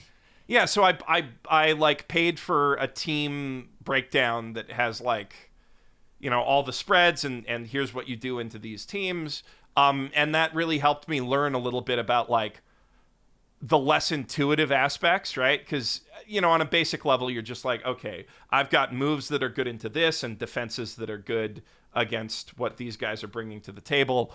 And that can help. But like, yeah, figuring out how you should lead game one in a best of 3 is one of my difficulties. And I learned that from that tournament, right? I was like, okay, I see where I fell short, and next time I'm going to try to improve on that. And that was why I, you know, paid for that team, right? Because I was like, okay, you know, I want a little bit more guidance on what to do into this and what to do into that. And it's not comprehensive, so I'm still figuring out other stuff I can do. So that's been my PokéMidlife crisis. And I feel like a lot of people are also getting into Pokemon VGC. Connor, I know, has gotten into it a little. He was in a tournament. Yeah. The Pokemon Invitational. He didn't win, but he played well. He legit played well. I wished I could have gotten some practice time with him.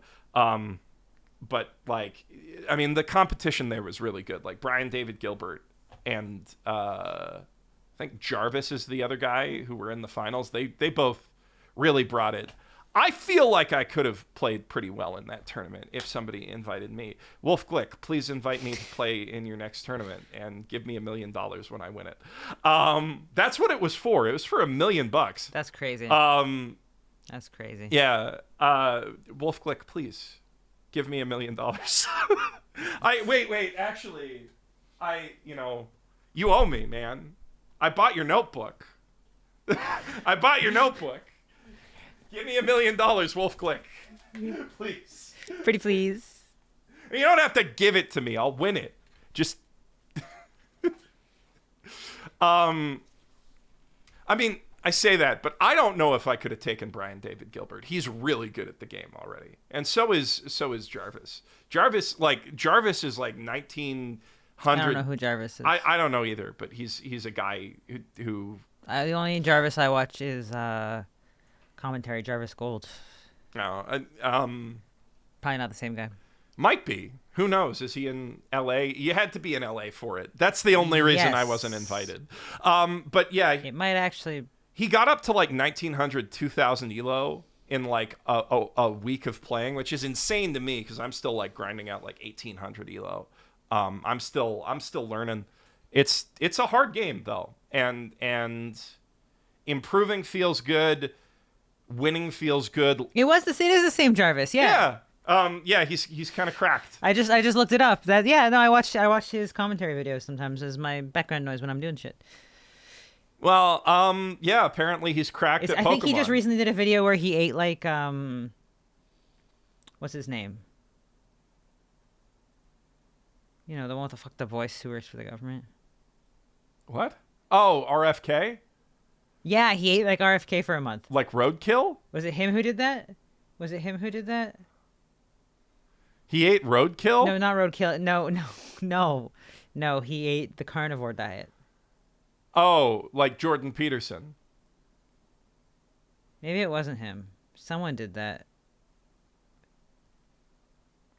Man, it is crazy to me that a man who talks like a fuck. No, that was Eddie Burback. Never mind. All these commentary dudes blend together. Sorry. I was just gonna say it's crazy to me that a guy who talks like a fucking speak and spell because a worm from a dead bear ate part of his brain is telling other people what healthy is.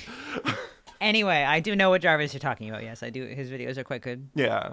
I don't know his content, but he's good at Pokemon. Yeah, he just does a commentary and not like he does commentary lately Love Island, so I haven't been watching his videos because I don't give a fuck about Love Island. But, well, he's good at Pokemon, so he's did he win the $1 million? No, Brian David Gilbert did.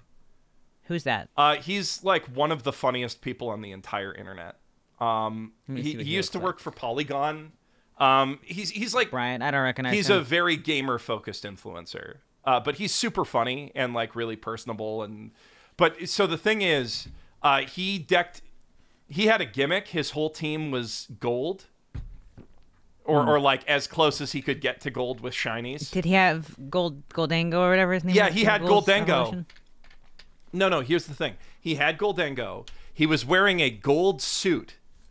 His coach also came in a gold suit. They were both wearing gold suits.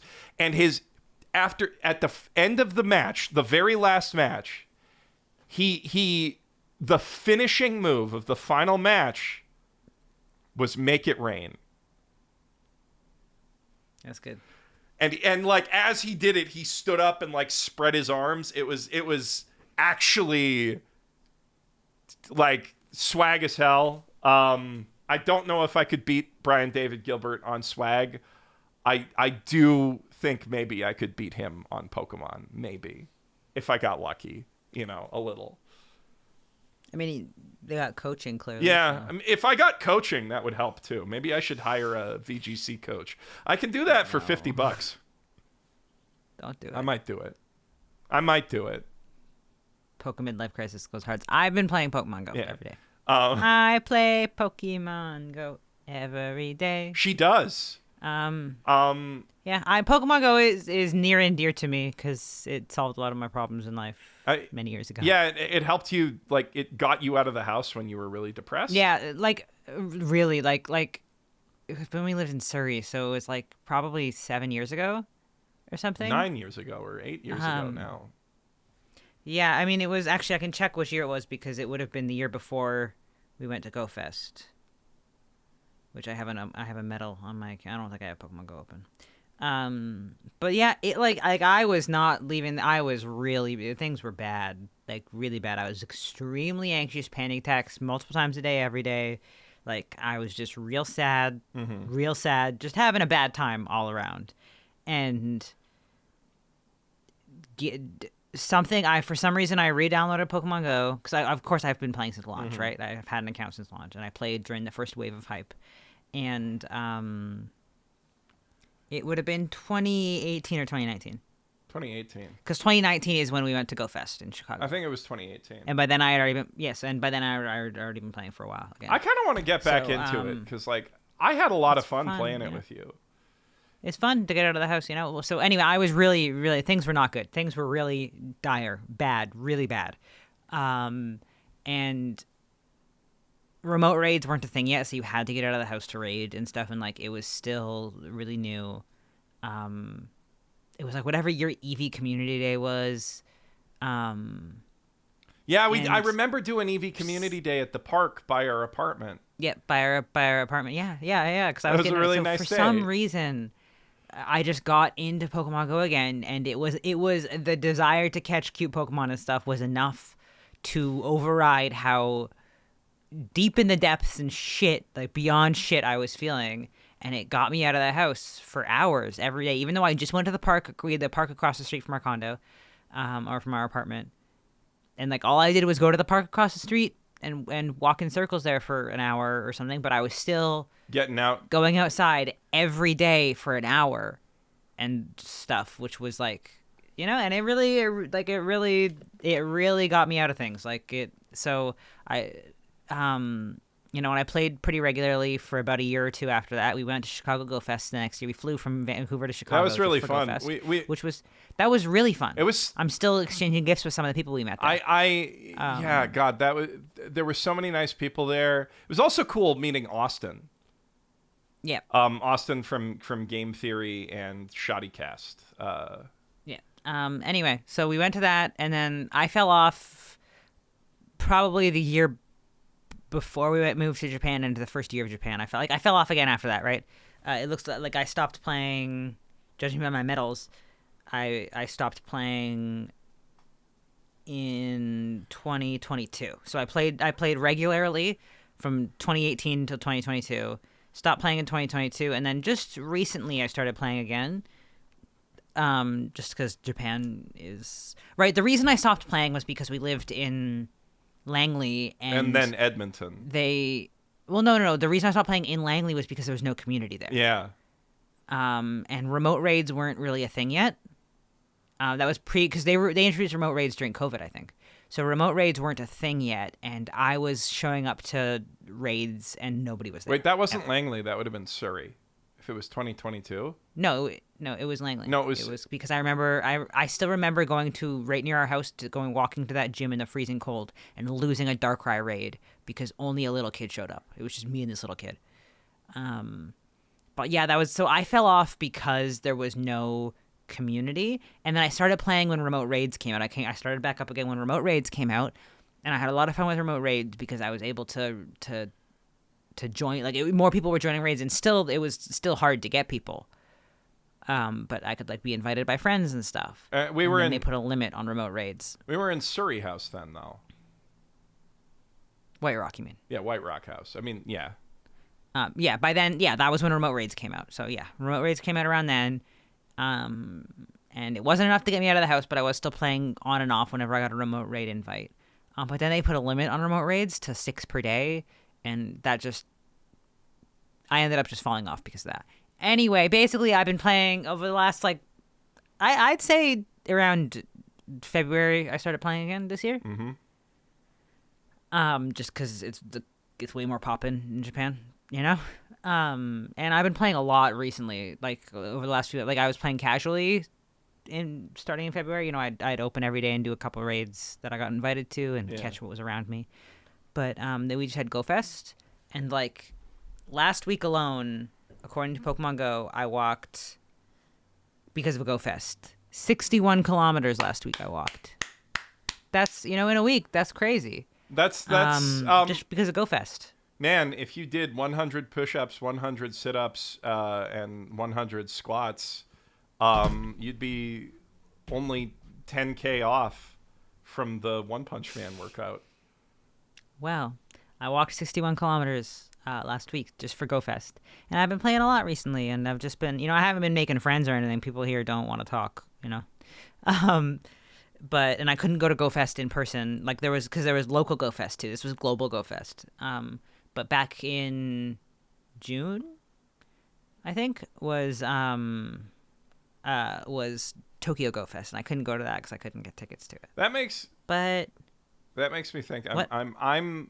I'm excited to find out what the Tokyo VGC community is like. If you can even go to those, yeah. I mean, I can, but- you know. Let me show you some of the shinies I caught during Go Fest. I have not caught a shiny Pawmi yet, which is frankly heartbreaking. Pawmi's Yazy's new favorite Pokemon. This is Pawmi is my second favorite. No one will ever dethrone Rowlet. That's my baby boy. But Pawmi and Rowlet are pretty close.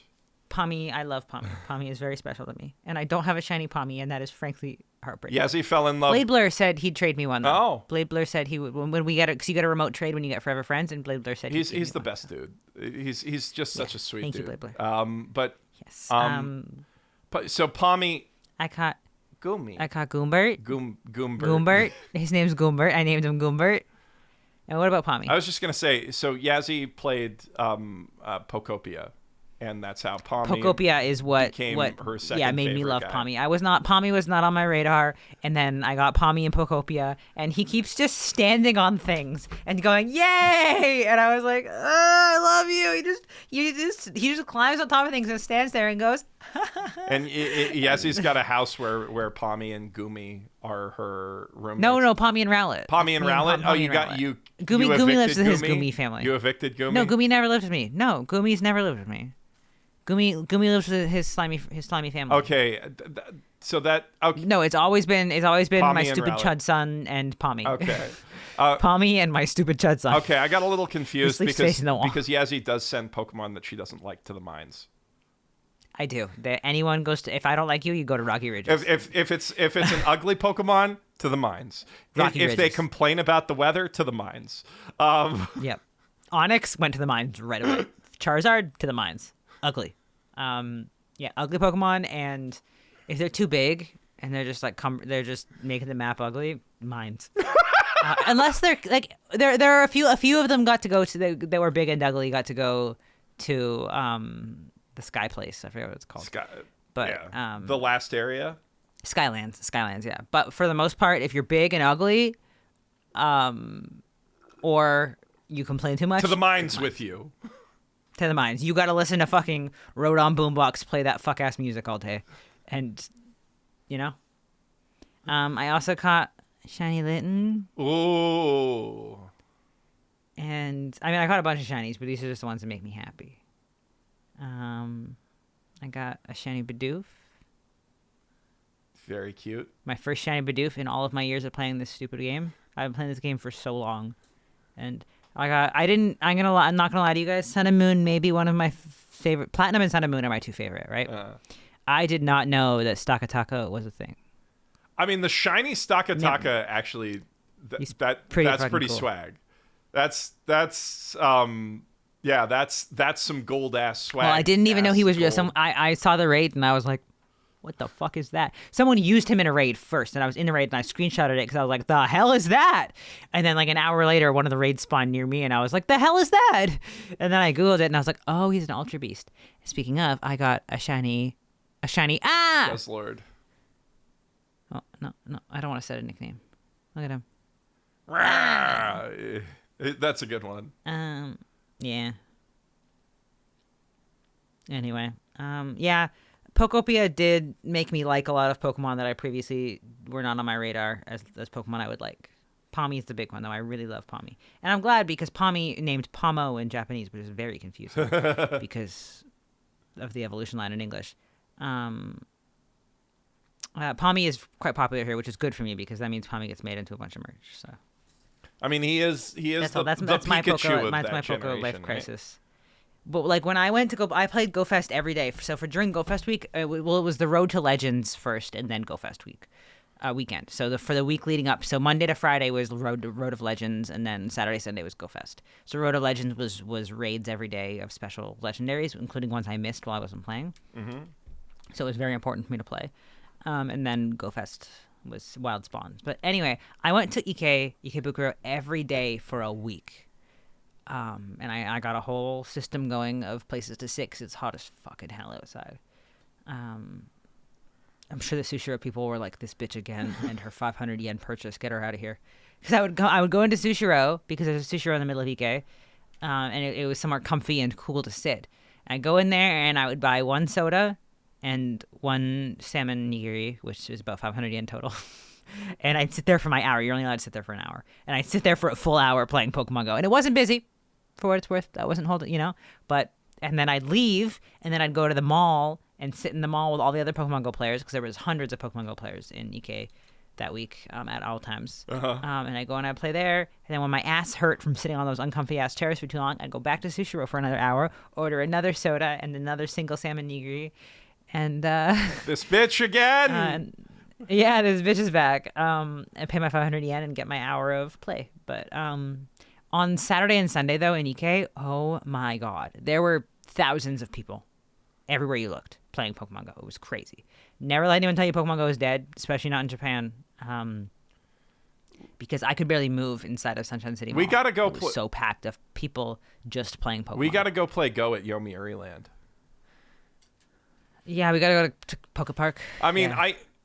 I was on Poke Park also has a special they've got a Poke Park Pokelid. We should do a Yomiuri Land video. I feel like I wanna. It's very hard to get. It's very hard to get to Poke Park though. Like right now, they're selling November tickets. So okay, we'll buy some. Yeah. And they have special raids with special backgrounds. But yeah. So anyway, so buy that's all. My Poke Midlife Crisis right now is Pokelids and Pokemon Go and Pokemon Go. Unfortunately, I can't play Pokopia anymore because I was playing it on. Switch 2. We only have one Switch 2 in our house. And so I was playing it on the Switch 2, and Jeff, of course, because it is his Switch 2, he was just lending it to me to play Pokopia. He, of course, took it back with him like a monster to Canada. So my Pokemon are sad. They probably have so many sticks they want to give me and rocks. They're probably all just hoarding sticks and rocks, being like, "Where is she? I have so many sticks and rocks. I have to tell her she's my best friend and give her a rock." Yeah. But so I haven't been able to play Pokemon since Jeff left in May. I'm sorry. It's okay. I have no way to get a Switch 2, so. Yeah, we got. I'd have to get a Japanese language one here. They made the international one too hard to get again because the scalpers were buying it up.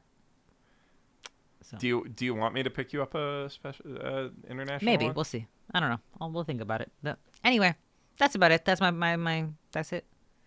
We should probably go. It's been 2 hours. Yeah. It's been a good 2 hours. I gotta go to bed. It's 2:45 in the morning. Yeah, you gotta go to sleep. I gotta go. Work. I guess. Yeah. I mean, I'm kind of on an off day, but I'm gonna You just finished the seasonal, so. plug away at a video. Well, I'm still waiting to be able to publish the seasonal, so I guess I should get all of. I mean, you're not gonna get an answer right now because it's 2:45 in the morning. So. Yeah, I'll spend the day getting all of my joke titles in for all of the anime and the description that people always complain about. That everyone always complain about. But whatever. I enjoy doing it. Yeah. I enjoy doing it. And that's how you keep doing YouTube for over 10 years, is doing things that bring you joy. Yeah. Yeah. Sorry, we should talk about this. We are going to be doing this weekly. Okay. We are going to be doing it weekly. And also, we plan to continue it when Jeff returns to Japan. Mm-hmm. It'll just be in person. Yeah, us hanging out probably in your office because it's got the nicer backdrop. My office? Okay. Matt. Okay. Oh, that Jolene bag is so nice. Sorry, I'm just... It is. That was a good get. It was. That was part of my birthday gift from you. Yeah. I'm really glad that I got that for you. That's the official Samantha Vega Jolene purse. I only noticed it because I was like, it's weird that there's one non-JJK thing in your entire background. In my entire I think so, yeah. Because there's Higuruma. Oh, sorry. There's Takaken. That flag Higuruma, that Goja, fan is so good that too. That fan, yeah. DigiK Zero. The Fuas. The Fuas hiding behind your. My microphone, yeah, the Fuas. There's the event bag hanging up on the laundry. That's where I'm supposed to hang laundry from, but the event bag is hanging up there, yeah. Is that the one that got a little crumpled? Yeah. We got on my birthday. Yeah. Anyway. Good birthday. If you guys want to see all my JJK things, I have my TikTok, which is Best Girl Yazy, is where I post all my JJK and Oshikatsu stuff. And then I also have Yazy.Tokyo, which is just where I post whatever the fuck comes to my mind, that is my dumping ground. And it's, It's good. I mean, you just want to hear me. You just watch 2 hours of whatever the fuck comes to Yazzy's mind. So exactly. You want to see me be a messy bitch? It's on that TikTok. And you unless I garner the attention of Japanese users. The problem with that account is I made that one in the Japan region. So TikTok shows your videos to people mostly in your region, right? So because my Canada account was made in Canada, it mostly shows it to people in North America, right? Like my main, but like because my second account was made in Japan with a Japanese phone number, it shows my videos more to Japanese people.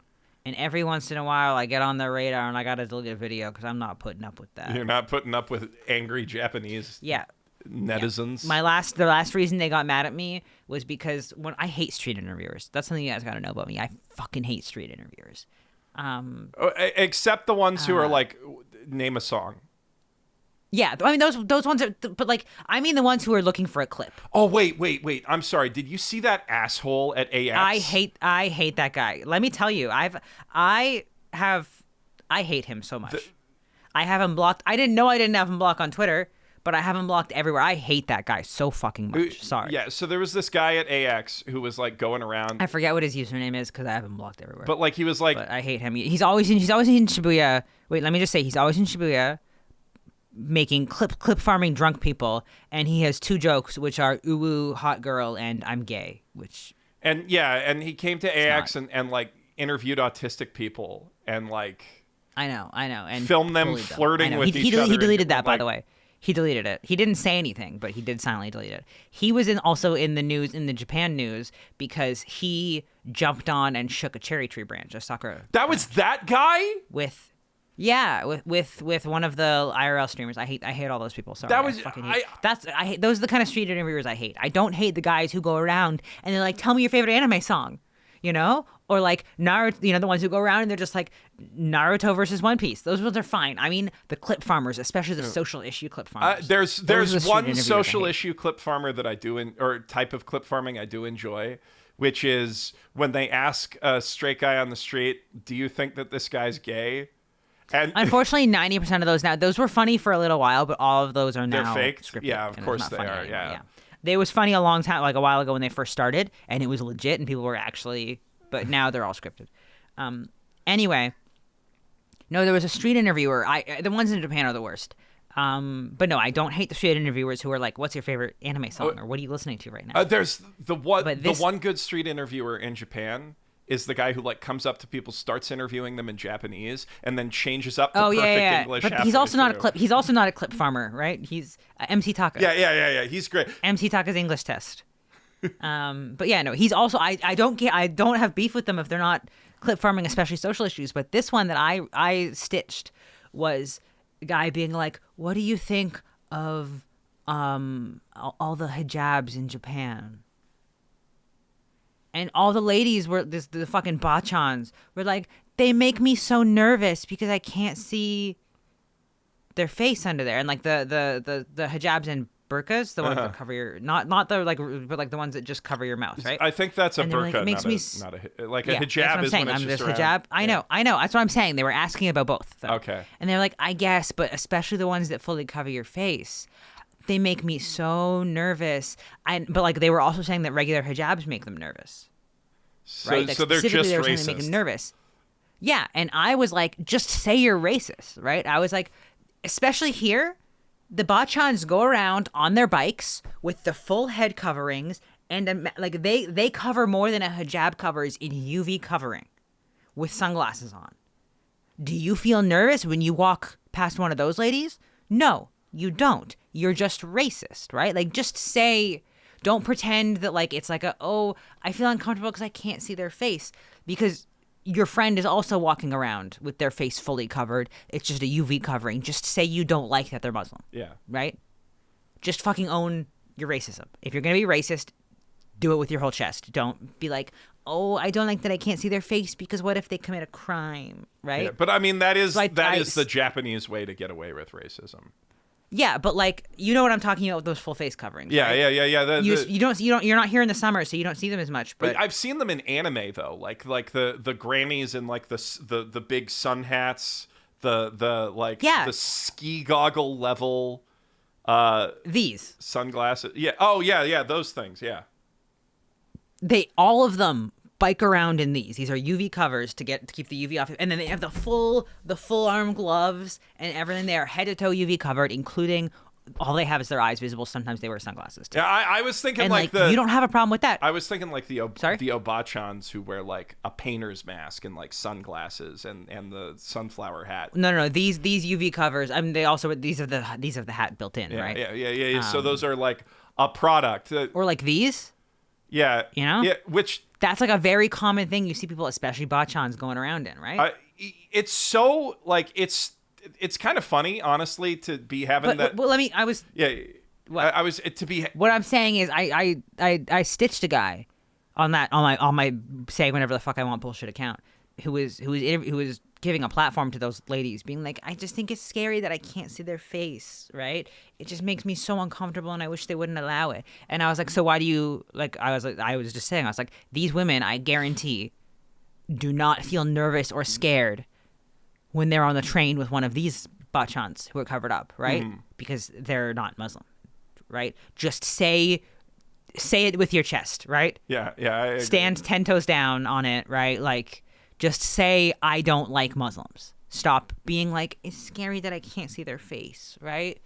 And of course that hit the For You page of Japanese people. So I unlike Geoff though, Geoff has a problem with deleting things. Geoff thinks that he can't delete things when he's getting cooked. Whereas I smell someone turning on the oven, gone. I mean, I've done that. I do that sometimes. Sometimes I'm like, yeah, no, this isn't going the way I want it to, and I just get rid of it. To be. But like, if I stand by something, I'm not going to delete it. I don't mind. Getting a little cooked sometimes. Sometimes it's just not worth it, right? And if there's one thing that's not worth it, it's the Japanese people in your comment section. So yeah, Japanese people. That's a level of cooked I don't want to get to. But like, that's an industrial fire. But like, I was getting cooked 2 days ago on Twitter for comparing "I Want to Love You Till Your Dying Day" from the seasonal to Harry Potter. I said it was Harry Potter meets Gunslinger Girl, which. And they acted like you said, I love Harry Potter. You know, like oh, J.K. Rowling. Oh. Yeah, like it's gotten to this point where you're not like supposed to acknowledge that it exists in any capacity, even when you're like noticing that something has definitely been influenced by it. Like, okay, magic schools. She didn't invent magic schools, but it's a magic school in a castle where they all wear cloaks that go down to their ankles and like have big flowing like these robes, right? You know, they look like Hogwarts robes, but without the house filigree. And it's like, I understand the boycotts. I participate in the boycotts. Yeah. But they for real acted like you were like, I love Harry Potter. Yeah, like I don't give that bitch my money. I understand that, right? But like, I think it's fine to love Harry Potter and not love J.K. Rowling, right? It's a really... I think that you should try not to monetarily contribute to it. Yeah, but it's an important thing to a lot of people's childhoods and stuff. And like, if you want to write Harry Potter fanfic or make your own Harry Potter embroidered scarves or whatever, like if you want to make your own house scarves, like whatever. Again, I participate in the boycott. I really want some of those Lego models, right? Because they're really nice Lego models, and I don't get them because I don't want to give that bitch my money. Because that would monetarily contribute to her. Yeah. I didn't play the Hogwarts game until it was like included in a subscription I already had. When it was free. Yeah, when it was like free, and like the money that I would give to her had already gone from the contract, right? So like there was nothing I could do about it. And I didn't miss out on anything, right? It turns out I missed out on like 4 hours of nostalgia baiting based on the PS2 games, and then 80 hours of and also the lore that they shit themselves or whatever. Yeah. No, yes, there is a little bit of that, and there's some like fun interactables around the castle, but then like 90% of the game is just like fucking around gathering resources, the same shit you do in every single Ubisoft game. So I stopped, and but like I didn't play that game when it came out, even though I was really excited about it. When the show comes out, I'm going to pirate it to make fun of it. Because, you know, there's no way I'm not going to make fun of it in the video, but I'm not going to pay for it. But like, I have participated in the boycott. I support the boycott, right? I understand don't give her your money. I don't understand you're not allowed to act like you like it. Like, sorry, people just like things from their childhoods. And but also, what's crazy is you didn't even say you like it. yeah, I know. You were just hey, here's something that might. Like, one, that comparison works for a lot of people because a lot of people do like it, right? And a lot of people, in fact, want something like Harry Potter that they don't have to give that bitch some money for, right? You know, like that was part of the appeal of Mashal. But the other thing, right, is they're like, oh, why are you making this comparison? It's so random. And it's not. It's huge here. You can attest to or there in Japan. Yeah.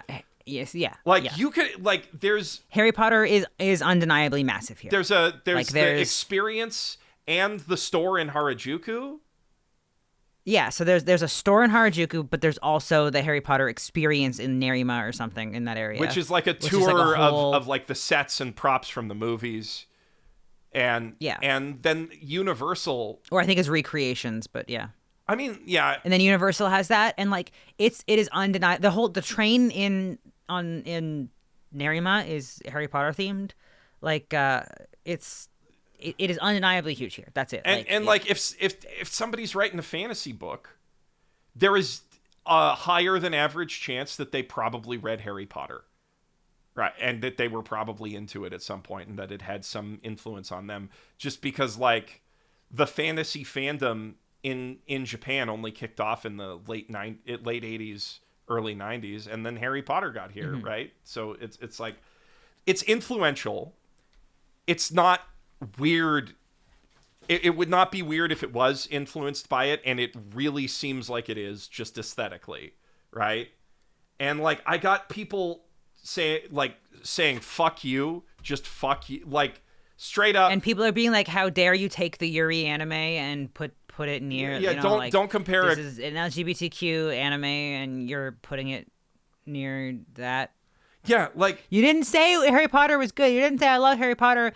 Watch this anime to give $5 to J.K. Rowling. I literally, I was literally like, this is like clearly a point of influence, and the you know, people who like Harry Potter or who like that vibe and are looking for something with that vibe, or see the appeal of that vibe plus Gunslinger Girl, which it's a good combo of vibes, might appreciate it, and people just lost it at me. And you did get wrongfully cooked for I that had one. people who like follow me saying like straight up fuck you, like nothing else, just like fuck you, just fuck you. And it's like, you gotta, I understand the boycott, right? I 100% understand and support boycotting Harry Potter merchandise so that bitch does not get money that she can spend on hate campaigns. I 100% understand that. But telling people they're not allowed to enjoy the books and movies that they already own, or telling people that they have to act like one of the most impactful, profitable, and influential media franchises of the last 3 decades just doesn't exist, in order to not hurt other people's feelings, or at least act like it doesn't exist alongside queer media that was inspired by it. That's like reaching a level where you can't function in the real world, right? Yeah. Like it exists. They would combust if they came to Japan and saw how people don't. Yeah, if they saw all the like merch on trains and the it just the sheer amount of money, unfortunately, that she does make through Japan is pretty crazy. I mean, like, people. Oh, I remember something I wanted to talk about during this podcast that I didn't get to talk about. Damn. Oh, well, we can get to that in 1 second. I just wanted. Yeah. Sorry. I'm pretty sure sorry, it's 3 a.m. and the ADHD meds aren't working. Okay. I'm pretty sure owl cafes only exist because of Harry Potter too. Yeah, because people like. Yeah, there's just like there's a lot of stuff. And anyway, yeah, you got wrongfully cooked for that. I agree. Thank you for backing me up on that. And that's one that I did not delete, and I will still not would have delete. deleted it. I still would have deleted it. I still would have deleted it because I think that it's not worth it, and I'd rather just move on with my life. But that's where we differ. Yeah. Well, I am stubborn, and I like winning arguments, and I also am fine with losing arguments as long as I'm right. As long as I know I'm right, But. Yeah, that was just crazy. What was your thing that you wanted to say before we go? Should I save it for next time? I wanted to talk about how I went to, I can't remember what it was called, the Dojin event recently. And I just wanted to tell everybody about the fact that Dojin events here, especially the BL Dojin events, are on another level. I walked into that Dojin hall because it's separated by East and West hall. I walked into the East, I think is where JJK was, and there was just spread hole in my face. Drawn spread hole. But like I walked in, boom, spread Gojo hole in my face. You saw the Gojotsi? Yes. So the way that everyone has banners at their booth. Right? How did that not get a reaction out of you? So, because I say that all the time. Gojotsi? Not that, but you can't get me with that. Everyone has banners at their booth, right? So, like, not everybody, but a lot of people who are selling books have a banner of their new release, right? And it's like, I don't know, 3 foot by 4 foot or something. 3 foot by 4 foot spread Gojo hole as soon as I walked in to the hall. It's like visible, like it's visible when you step into the area. It's not like you had to go down the aisle and you're like, oh, it was like a beacon. Yeah, it was crazy. I love Japan. I love BL events. You can have, and like there was other ones. There was other crazy ones where there was some where Toji had giant milkers and stuff. And like, I mean, if you're like, damn, I love it here. If you go into the Mandarake Dojin shops, you get no. That's not the same. That's browsing through Dojin. This was a banner. And like I said, it's one thing to walk down the aisle and you see these all the time, right? You'll see people have banners for the Dojin. But the fact that it was perfectly angled so that the moment you step into the hall, regardless of what direction you're going towards a different fandom, it was just Gojo hole. The fucking beacon of Gojo hole. It was crazy. And I was like, literally, my friend and I were just like, damn, I love my life. I love my future life. And then I proceeded to spend a lot of money on Dojin. And, yeah. And Chimmy clothes. But Dojin events are really, really fun. People there are always really, really, really nice. But also, you really can't go there and be afraid of seeing crazy things. You also see a lot of ships you don't expect. And so you can't go there and be closed-minded. You can't be an auntie. No aunties allowed. Yeah, you can't. Oh, God, no. You'd combust there. You'd simply burst into flames. Like, oh, my Mac's about to... Your Mac's about to simply burst into flames? 10%. Yeah, no, 10% battery left.